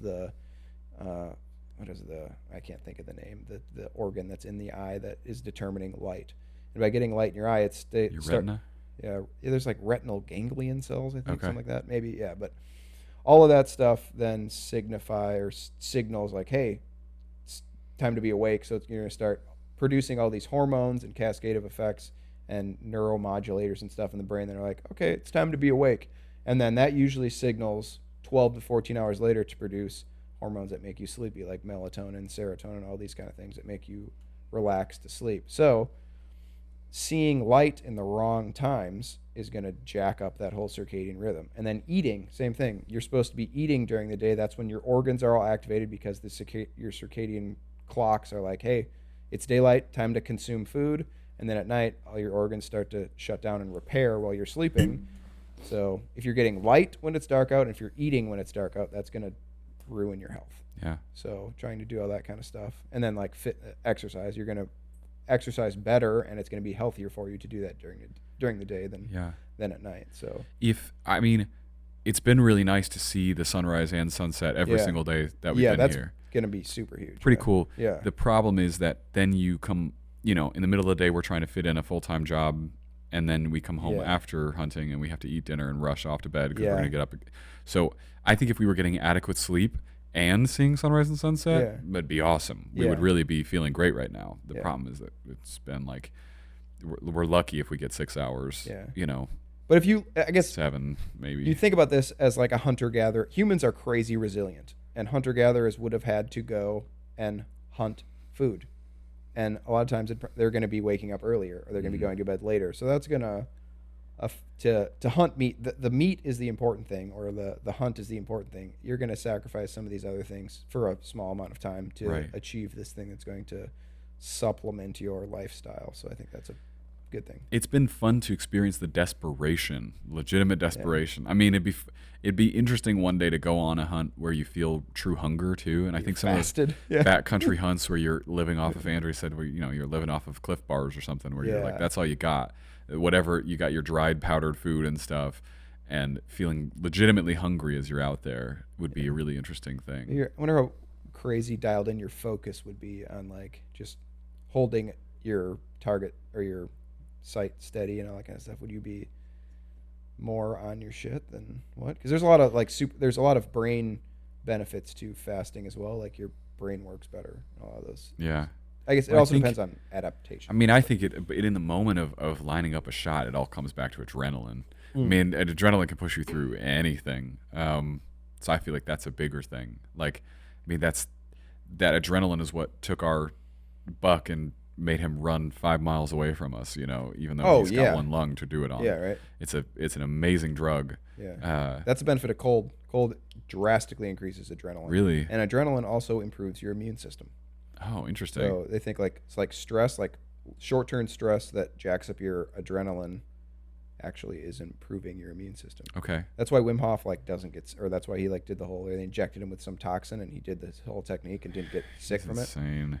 But he's a wizard. He's insane, but he's also able to teach people these, and people have demonstrated it replicable. So. There's all sorts of stuff. I mean, James Nestor's book, Breath, which I'm sure you've heard of. Yeah, I listened to it, read it. Yeah. Good one. Powerful. Really good one. And the people I remember him talking about all the, right, and you can't do it on a podcast. You have to mouth breathe as you're talking for 2 hours or whatever. Yeah. People who can make specific fingers on their hands warmer. Different temperatures. Temperatures. Yeah, It's just... And it's interesting to me to think about, we'll never really know the extent to which we can control our own bodies, because the people who can do it spend their whole lives doing just that. Yeah. You don't really have time for other stuff if you're going to master your body in that way. Be this enlightened being. You're right. People can float. Yeah. You're not also going to have a great Instagram following. Yeah. You won't have those both. Yeah. So we have to just know that those crazy guys, people are out there. Their wives hate them all. Probably, if they have wives. You're supposed to be here watching maybe they're Netflix celibate with their me, whole lives. You're out in a cave levitating. But yeah, I don't. And again, it's like those power people we talked about. I don't know how they have marriages and families and children. Oh yeah, right. Given Andrea and I are pretty over the top codependent, we like to hang out all day, every day. That's good. But spending life in a camper. It's helpful. Yeah. If you like it, it makes it much easier. But I don't know what would happen if I was okay, I'm going to be gone all day. You're going to see me for 5 minutes at dinner that I will wolf down because I'm going to go run another 12 miles. I don't get that, man. Yeah. I don't know how you live like that. Yeah. But that's because someone else defines success differently than I do, I guess. Yeah. Right. But it's a lot of those people are also good lovers and fathers and whatever, family people too.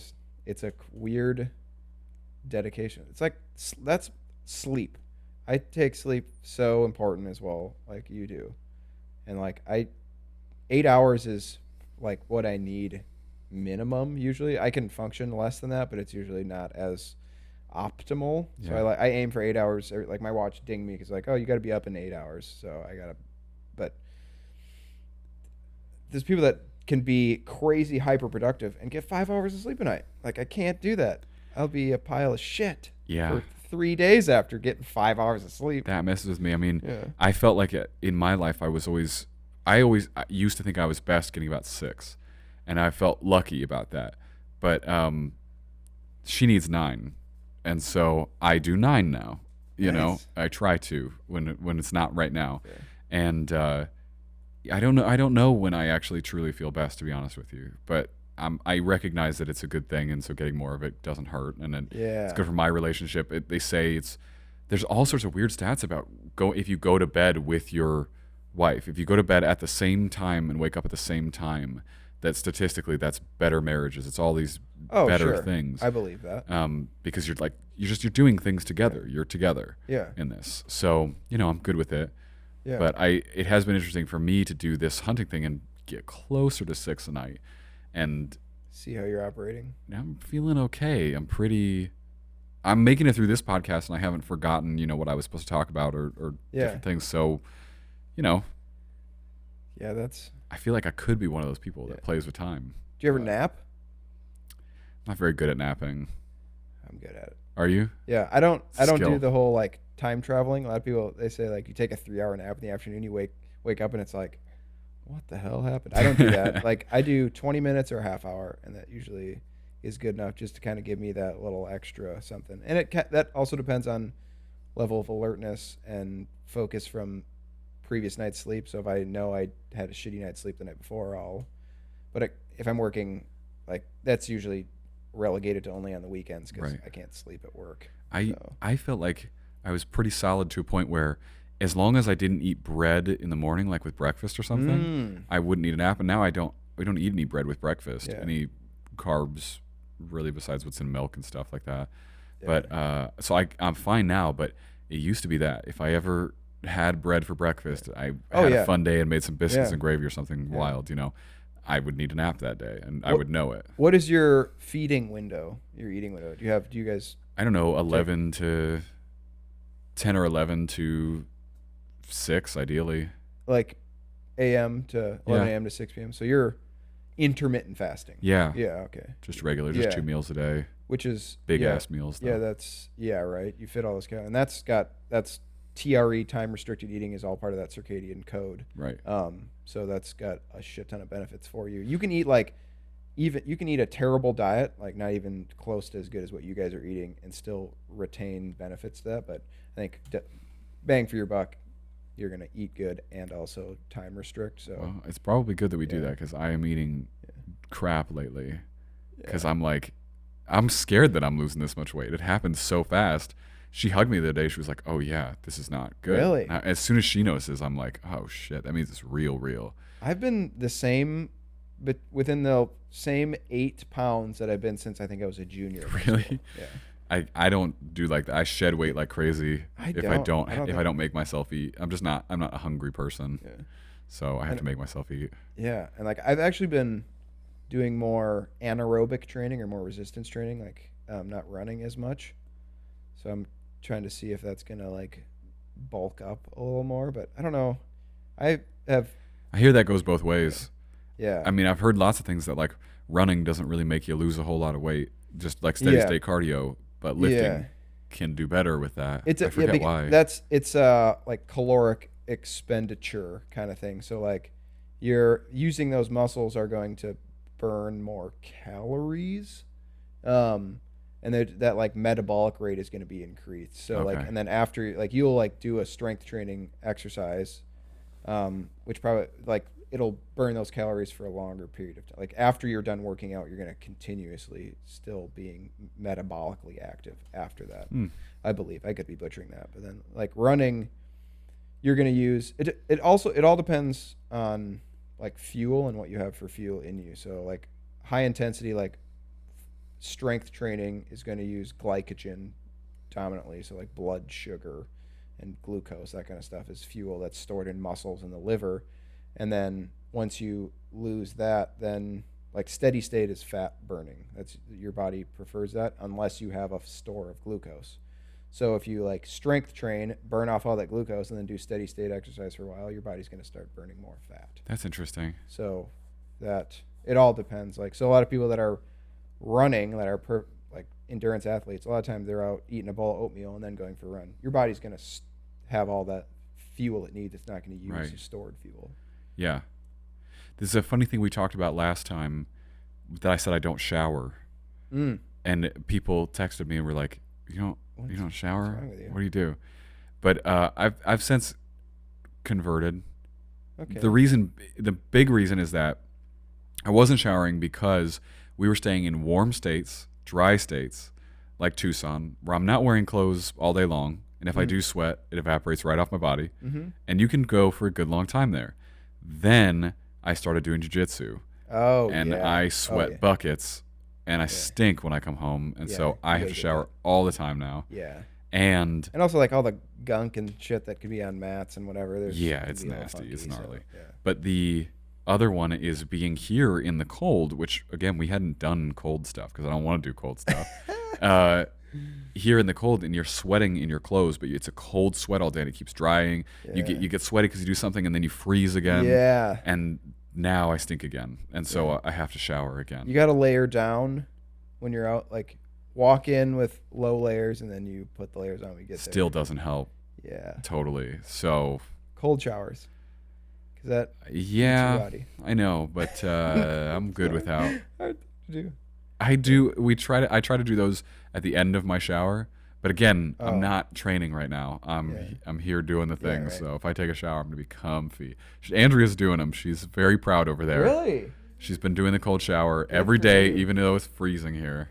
Wow. Look at you. So that doesn't seem legit, but and I do it normally. I do my cold showers in the morning because that's gonna increase adrenaline. I don't want to be jacked up on adrenaline and dopamine at 8 o'clock at night when I'm trying to go to bed. Right. And it also cold will vasoconstrict, so it'll shut down your blood vessels, close them, and you'll actually retain more heat because and then warm opens up your blood vessels, vasodilates, which will make you release more heat, because if you're extra hot, your body's like, it's too hot, we need to move this blood, get the heat out of the core. Right. So I try to take warm showers at night because that will then it'll cool my body, and you want to be cool for sleep. And I can do that when I'm staying in Florida. I don't have a problem with it. I'll find to throw on the cold shower because I've been hot all day or whatever, right? But it is hard to do here. It's very difficult. Yeah. After shivering. It's, Discipline. That's one thing I wrote. I have a little journal or a little notebook that I just wrote discipline on it, because I find that that's one thing that I think I struggle with, is just being disciplined. And like I'll like be really good at doing all the things I need to get done, and then I'll have like a day which is like, I am a piece of shit. And I'm like, it kind of just ruins that. Like I wasn't disciplined that day. I wasn't doing all the things I need to be disciplined about. And that's one of those things, discipline. And like a cold shower is very disciplined. And like, I think of like a samurai. They were disciplined warriors. They had their code to follow, very disciplined. I want to live with more discipline. It's basically all there is. It's basically the only thing you can control about anything is. And you just guys have that effort. dialed in based off of your lifestyle. We try really hard. We try really hard. I'm impressed with. But it's, I find that it also has to do with, there's a lot of great books that I've read around this and have changed me. But like, to have any pride, to have any self-esteem, I have to do a lot in my day so that by the time that day is over, I can be like, I tried today, Yes. Because there's pretty much a reset button every morning where it's like, I'm a piece of shit. Yep. I feel like a piece of shit. I don't like myself, and I have a day to change that. And then by the end of the day, maybe if I worked hard enough, we got there and I accomplished what I needed to accomplish that day. And if every time I wimp out on something that I know I should be doing, then I feel like a piece of shit further, Yeah. And that starts to spiral. Yeah. That self-esteem battle. Mm-hmm. I get that. And I have noticed, that I do it more than I want to. The you're a piece of shit spiral into like, hey, I know this thing that I didn't do, or the thing that I did that I didn't want to do. Yeah. And I can analyze that and try to. It's the only way to combat it. You have to have facts to throw back at it. Like, here's my list of things. Yeah. Look, I checked them all off and I did them, and I didn't say no to anything that I could be done. Yeah. Like today, I could not do everything we did today and go out hunting. Yes. I couldn't. Mm-hmm. There were not hours for it, and we worked hard all day. So I can be okay going to bed knowing that I didn't get to do that, but I won't feel that same way tomorrow because I can go out twice. And it happens a lot with jiu-jitsu where it's like, I'm so tired from work today, man. I'm exhausted. Let's just make dinner, and go to bed. And it nags at me, and I'm like, but if I just go and then I come back and have dinner, I will know that I gave it everything today. I'll feel so much better about myself. Yeah. Yeah. Exercise. That's my thing with exercise. Like, I'm tired. Like, I know that, like, I could just take it easy and not work out. But I know that future Andrew's going to be like, Andrew, you're a piece of shit. You didn't work out. So why do we do that to ourselves too? I don't know. You're not a bad guy. I'm not a bad guy. We try hard. Yeah. But it's like, I can't accept B effort. I have to give it A+ effort every day, or else I just hate myself. Yeah. I accepted B effort in school. But I guess now in life, I'm trying to be better. I just want to live a good life. I want to look back and be like, yeah, that was cool. I'm glad I did that.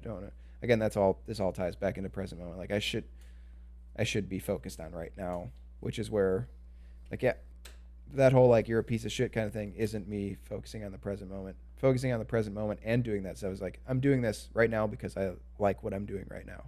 Right. I like working out right now. I like that I'm reading right now. I like that I'm doing all these beneficial things right now, rather than being like, I'm going to look back and be glad I did it. No, all the best stories in life that I tell when I'm sharing memories of things with people, it's all like, I can't believe we did that. I can't believe we it was, already 8 o'clock at night, and we said, let's drive through to Florida. I can't believe we, and this trip will be one of them. Yeah. It's been nothing but hardship. Yes. And, some real solid, on fire marriage arguments, which are really fun because you're just in a state of stress, being here, and some exhaustion and some lack of sleep and some, just keep pushing through. And I know that I will look back and be like, man, we were crazy for doing that. And I think you would miss out on your youth if you did not, and you always took the most comfortable route.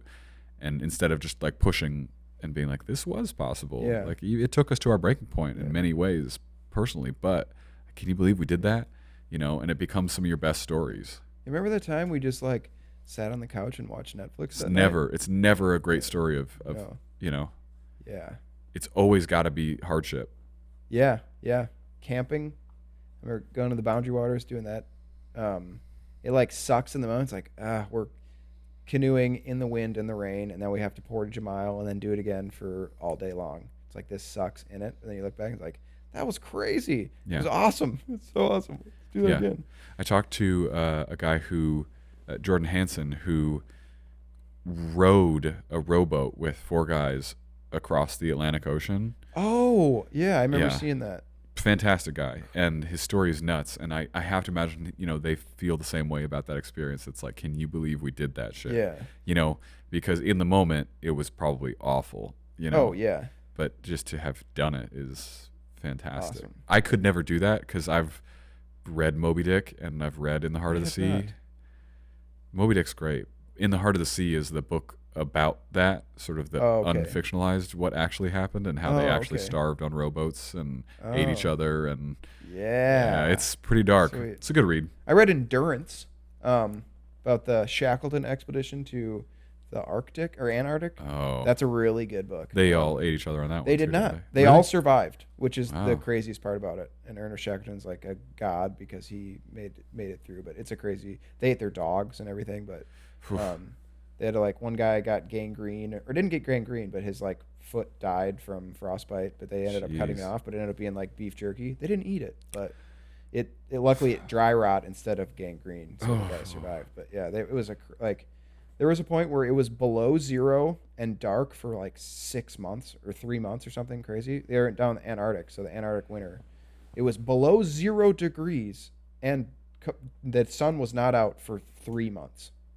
Oh, my God. I think it's dark here. It's it's dark at 5 here. But no, 3 months of dark. I need to read that book because I love books like that. People making it through insane things and just how far the human body can go and what it really feels like to be at the edge there. Like in the Heart of the Sea, they're all, of course, they're dying of dehydration primarily. They can't drink anything, and it's horrible to hear about.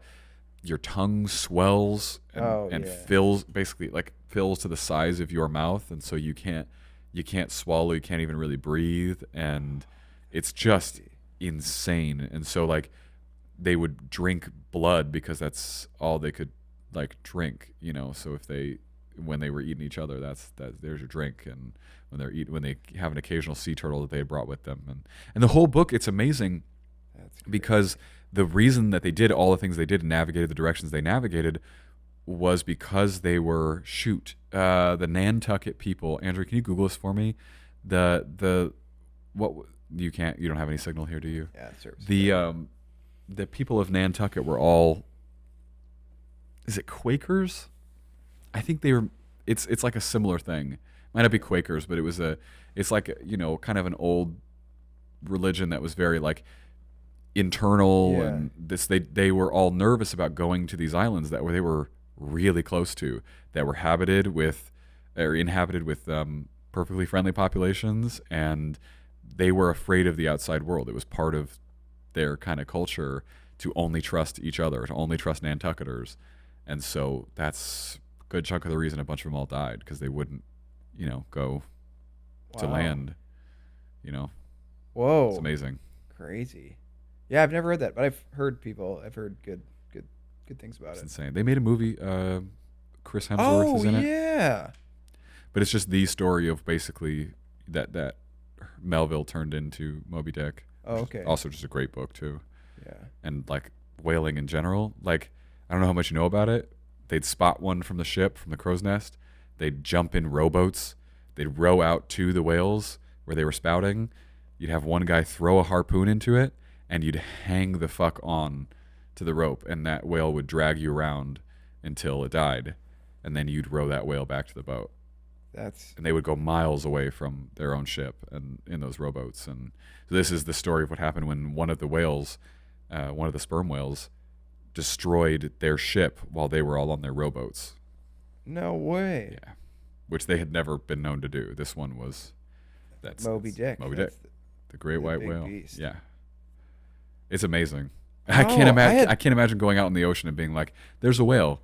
Let's kill it. Let's take a ride." Yeah. Insane. That is crazy. The balls it would take. Yeah.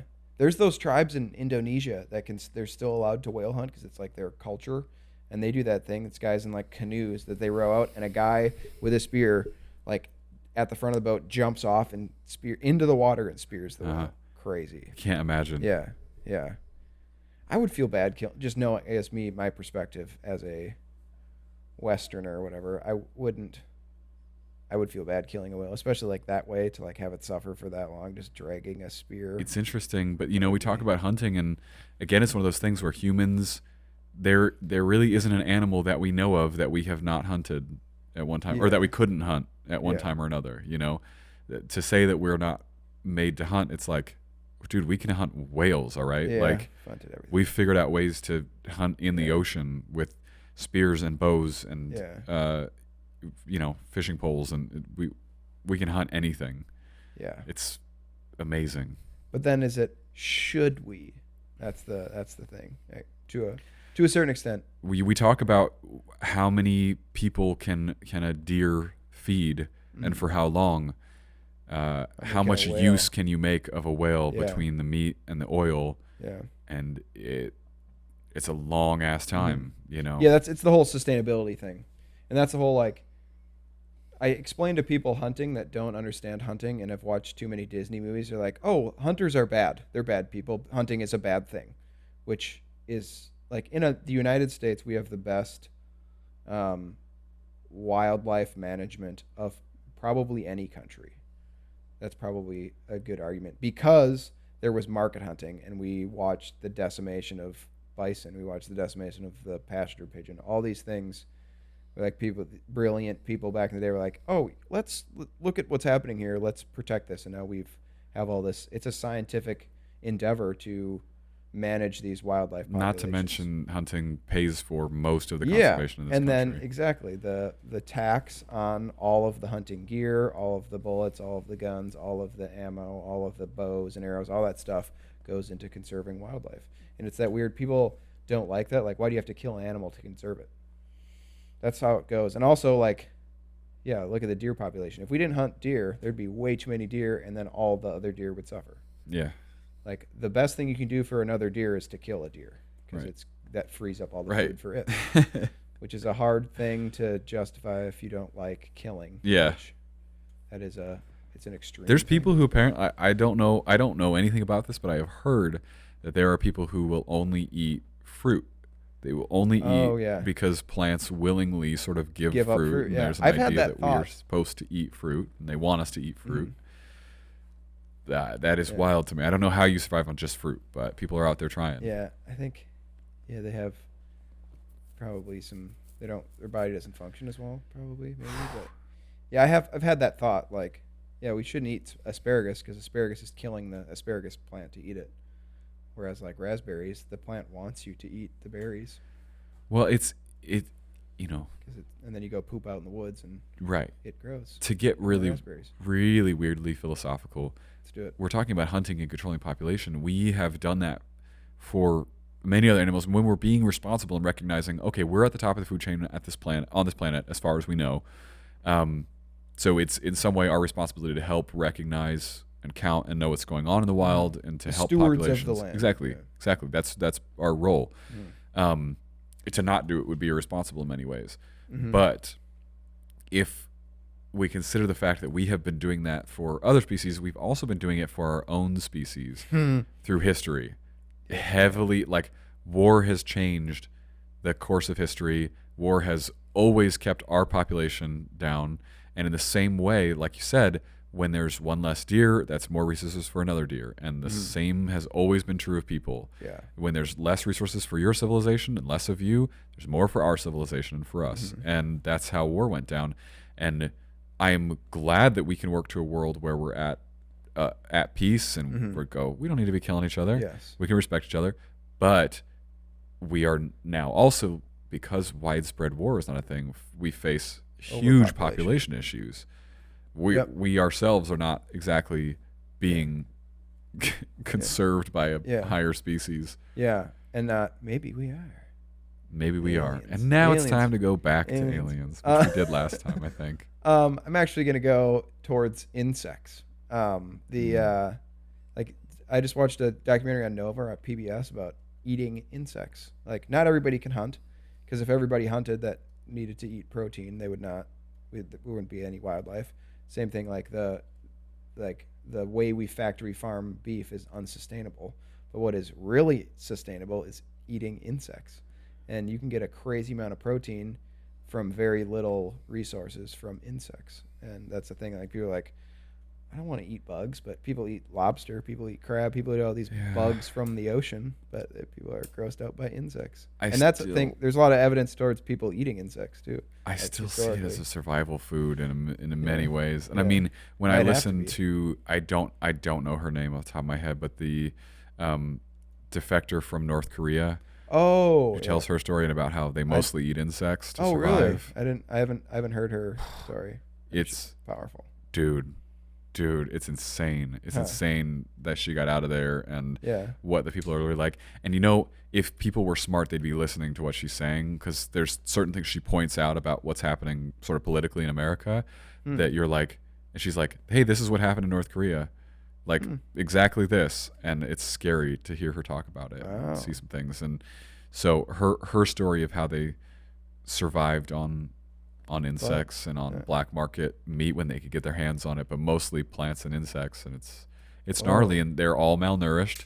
They're all, you know, they're all far shorter. There's, you know, you look at height differences across the world, and it's clear who's getting nutrition and who's not. And it's awful, man. So I don't know if insects are the answer, but I also don't know that we know enough about them. Like we have great research to show animal protein and how it works with us, plant protein, how it works with us in certain ways, and to compare, and everybody can make their own call about which one they think is better. I know where I land, but I don't know if we have the data on insects. I think that's the whole documentary was kind of about if the research going into eating insects and like using them to like remove waste. Like there's a lot of insects that can eat anything, and then you can eat those insects, and they're like there's not a lot of pathogens that come from insects. Like factory farm meat is a hive of shitty bacteria and stuff, but like again, if you're eating it good meat that's sustainably harvested, that's better. But which apparently I also hear we could do at scale. Really? If we transformed a lot of, because it's strange, right? We've segmented, so we grow all this corn and all these soybeans to feed the factory farmed animals to then feed to us.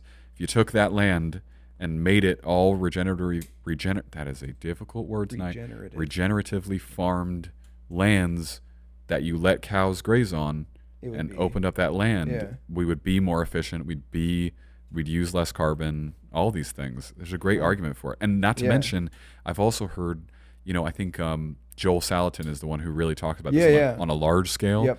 I've heard him talk about how this would transform California because something about cows and ruminants eating undergrowth would change the wildfire problem that they have. That's all like fuel load. And if you have cattle eating that fuel load, because I'm currently taking wildland firefighting courses for my job, so I'll be certified. I already have one level. I'm going up. I took the like 100 level courses, and now I'm taking a 200 level course. Are you going to go out and do it at some point?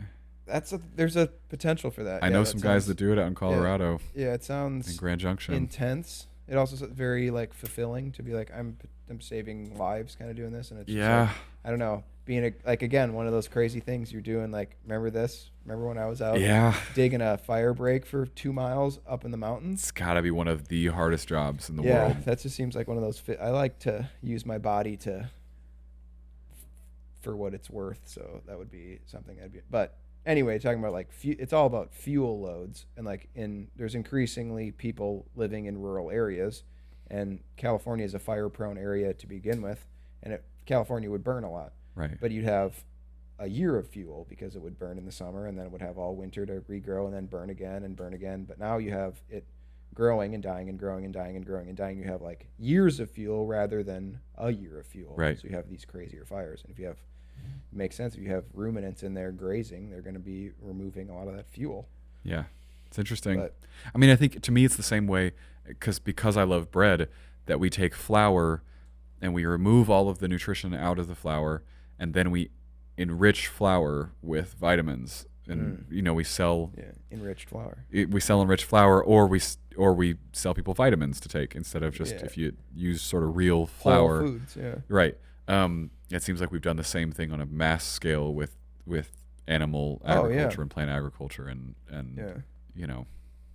it's strange, man. Complex. And it's complex. All, I mean, to know that it's all based on just subsidies is kind of a sad thing. To know that the government is the problem in that equation and has unbalanced the way things are supposed to be. It's messed up. Yeah, I read Omnivore's Dilemma. It talked about Joel Salatin was like one of the main chapters was pretty much all about him and regenerative agriculture on his farm and someplace down there, over there. Yeah, so it was interesting. Yeah, that like they're actually sequestering more carbon than what is like giving off, whereas like that's not the case in commercial factory farmed foods. But yeah, that would be Well, and it always comes back to that one thing people say, which is like cow farts. The methane from cow farts is, they chalk that up to their CO2 load, but what they don't recognize is that that's such a small part of the carbon cycle of a cow's life that exists in the United States, which is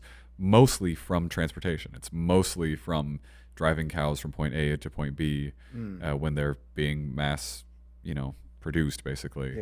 Yeah.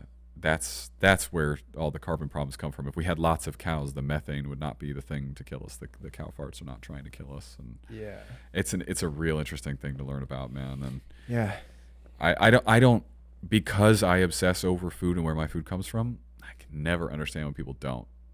Yeah, that's the same with me with like exercise, because I obsess over the exercise. When people are not like, it's like you don't walk every day, like you don't even just walk. Like people don't even like, what is it? 80% of Americans don't get the recommended exercise level, and it's like I think it's 150 minutes a week of moderate exercise, and it breaks down to like 30 minutes 5 days a week. That's a walk. Go for a walk. 30 minutes 5 days a week. 80% of Americans do not get that. That's amazing, man. What the fuck?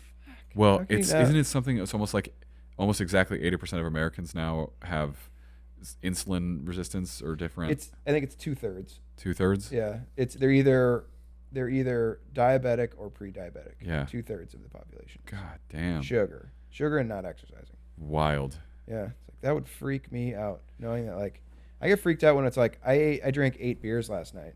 I'm freaked out like I'm dying.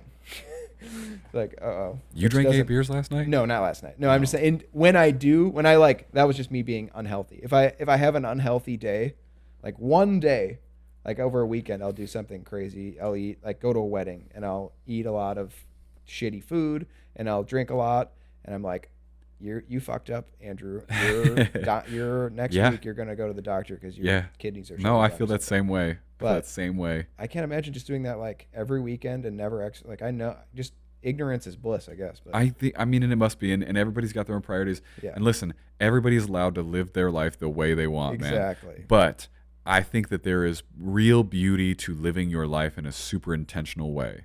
Yeah. And I think people miss out on some fantastic feelings that come with being intentional about your time and your choices, and I want it to be more accessible, and I believe that it can be. I believe that things like podcasts can do that for people. I believe that books becoming accessible in audio form, because we don't have time to read and sit down like that, and great great content being produced on YouTube or even on Netflix where you have stuff that can make you better by watching it instead of just dribble entertainment, which I think is what TV has been for a long time and sitcoms have been for a long time. I feel that it can be done and that people could wake up. And I actually think a lot of people are out there waking up. Yeah. You know? I really do feel that way. I don't feel in the minority of people who want to be like, this is my life and I'm choosing how I want to live it. So I feel positive about it. Yeah. Again, you can't change anybody's mind. That's what I see so many people trying to like change other people's mind. You can't do that. All you can do is like live your best life. I don't like that I said that. Live your best life. Yeah. Find your true self. Yes. Live, laugh, love. Speak your heart. Yeah. But do the best thing you can for yourself and people will see it. Sure. And they'll be like, hey, that's cool. What are you doing? Or just promote goodness rather than being like, all the uds. Don't use the uds. You should do that. You would be better if you did that. Or all these you could do this. All that makes people not want to do what you're doing. But by being the example and all that kind of stuff and spreading positivity. I hate spreading negativity. That's lame. It's worthless. It's worthless.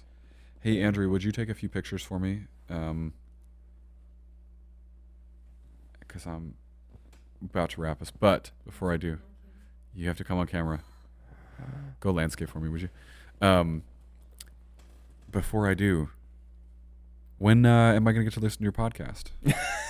Because this is something I bugged you about last time. And, I recorded one. Did you really? I recorded one, but I'm embarrassed by myself. What was it about? What did you do? Like being barefoot and minimalist footwear, all that kind of stuff. Like okay. Living a minimalist footwear lifestyle and the benefits and all that kind of science and history and all that behind living a barefoot minimalist lifestyle. And I recorded it and never put it out. You wild man. When did you record it? Like the summer. Oh man. Yeah. Yeah, I know. I knew that was going to come up. Son of a biscuit. I'm not leaving it alone. I feel like you've got some really nice things to talk about and some knowledge that I want people to hear. And that makes me feel good. I just like podcasts. It just seems like everybody's starting a podcast. It seems like I want to try to find a way to put it out that's going to be accessible or something that's not like just like adding another drop of water to a river. I understand that too. For my part, like the whole point of my podcast has always been to meet really cool people. Yeah. And so I can accomplish that whether anybody's listening or not, which is nice. That's so cool. Finding a reason to do it whether anyone's listening or not is a really important aspect of this whole thing because they probably won't, If they do, it'll be when you're a few thousand episodes in, it's not. And by the way, that's a good thing. To me, I still don't feel like I'm a good podcaster, but I'm certainly better than I was 60 plus episodes ago, and that's art. That's like the whole thing. It's like, you don't do art to make money. You do it because you like doing it. But it seems like such a thing where it's like, well, I could just start a podcast and I'll have sponsors. Yeah. Right. Like, all of a sudden Vivo Barefoot's going to call you and be like, hey man, perfect. But it's just not going to go down like that. Yeah. So finding like a reason to do it that makes you happy is good. And I don't know. Just whatever. But there's also like all the technical elements should not be a part of it because it's the easiest thing in the world to record an audio file and then put it onto YouTube. If you're going to go the simplest route possible, you don't even need an RSS feed and all that stuff. It's just I put up a GoPro and had a mic. Yeah. That's what I did. So that's it. That's all it takes. Yeah. Sometimes we bring out the whole setup and 90% of the time it's just me and the GoPro. Yeah. But I don't know, man. I'll be your first subscriber when you get that thing going. All right. I'll talk about it on my show. Cool. Teach me things. Yeah. If you teach me things, I will talk about your show with other people, and then I'll point them your way. All right. I'll do the same. And then let me worry about people listening. Okay. Yeah? Okay. All right. Done. Sweet. But it's got to be shit I don't know. Well, that's our paths cross a lot. You know a lot of things I don't. Okay, we'll see. But it's got to be stuff I'm interested in, though. Yeah. We'll figure it out. True. Talk about invasive plants. Could be interesting.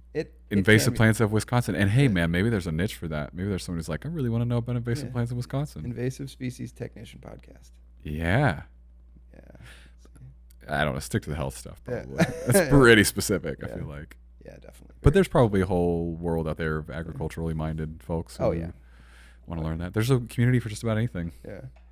Yeah, and that's just, again, that is my day job. The aspirations are grander. So. Right. But that's one of the steps to get there. So Yep. And then you'll be fighting fires. Okay. I think that's it. Thanks for talking about hunting and all that stuff. And thanks to Andrew for being here and being my producer and letting me boss her around. She did a good job. Yeah. As always, fantastic. I think that's about it, folks. We have a lot more coming to you. Hopefully, we will be successful by the time I'm recording the next episode. I've got some very cool guests lined up, and I really hope I have something to talk with them about from the doe that we harvest. I really, really do. So stay tuned for that. We'll be traveling all over the East Coast, down to Florida, over to Tucson. So we got a lot of fun stuff and some returning guests who will be on the show, I'm sure. So stay tuned. As always, we will see you on the next episode.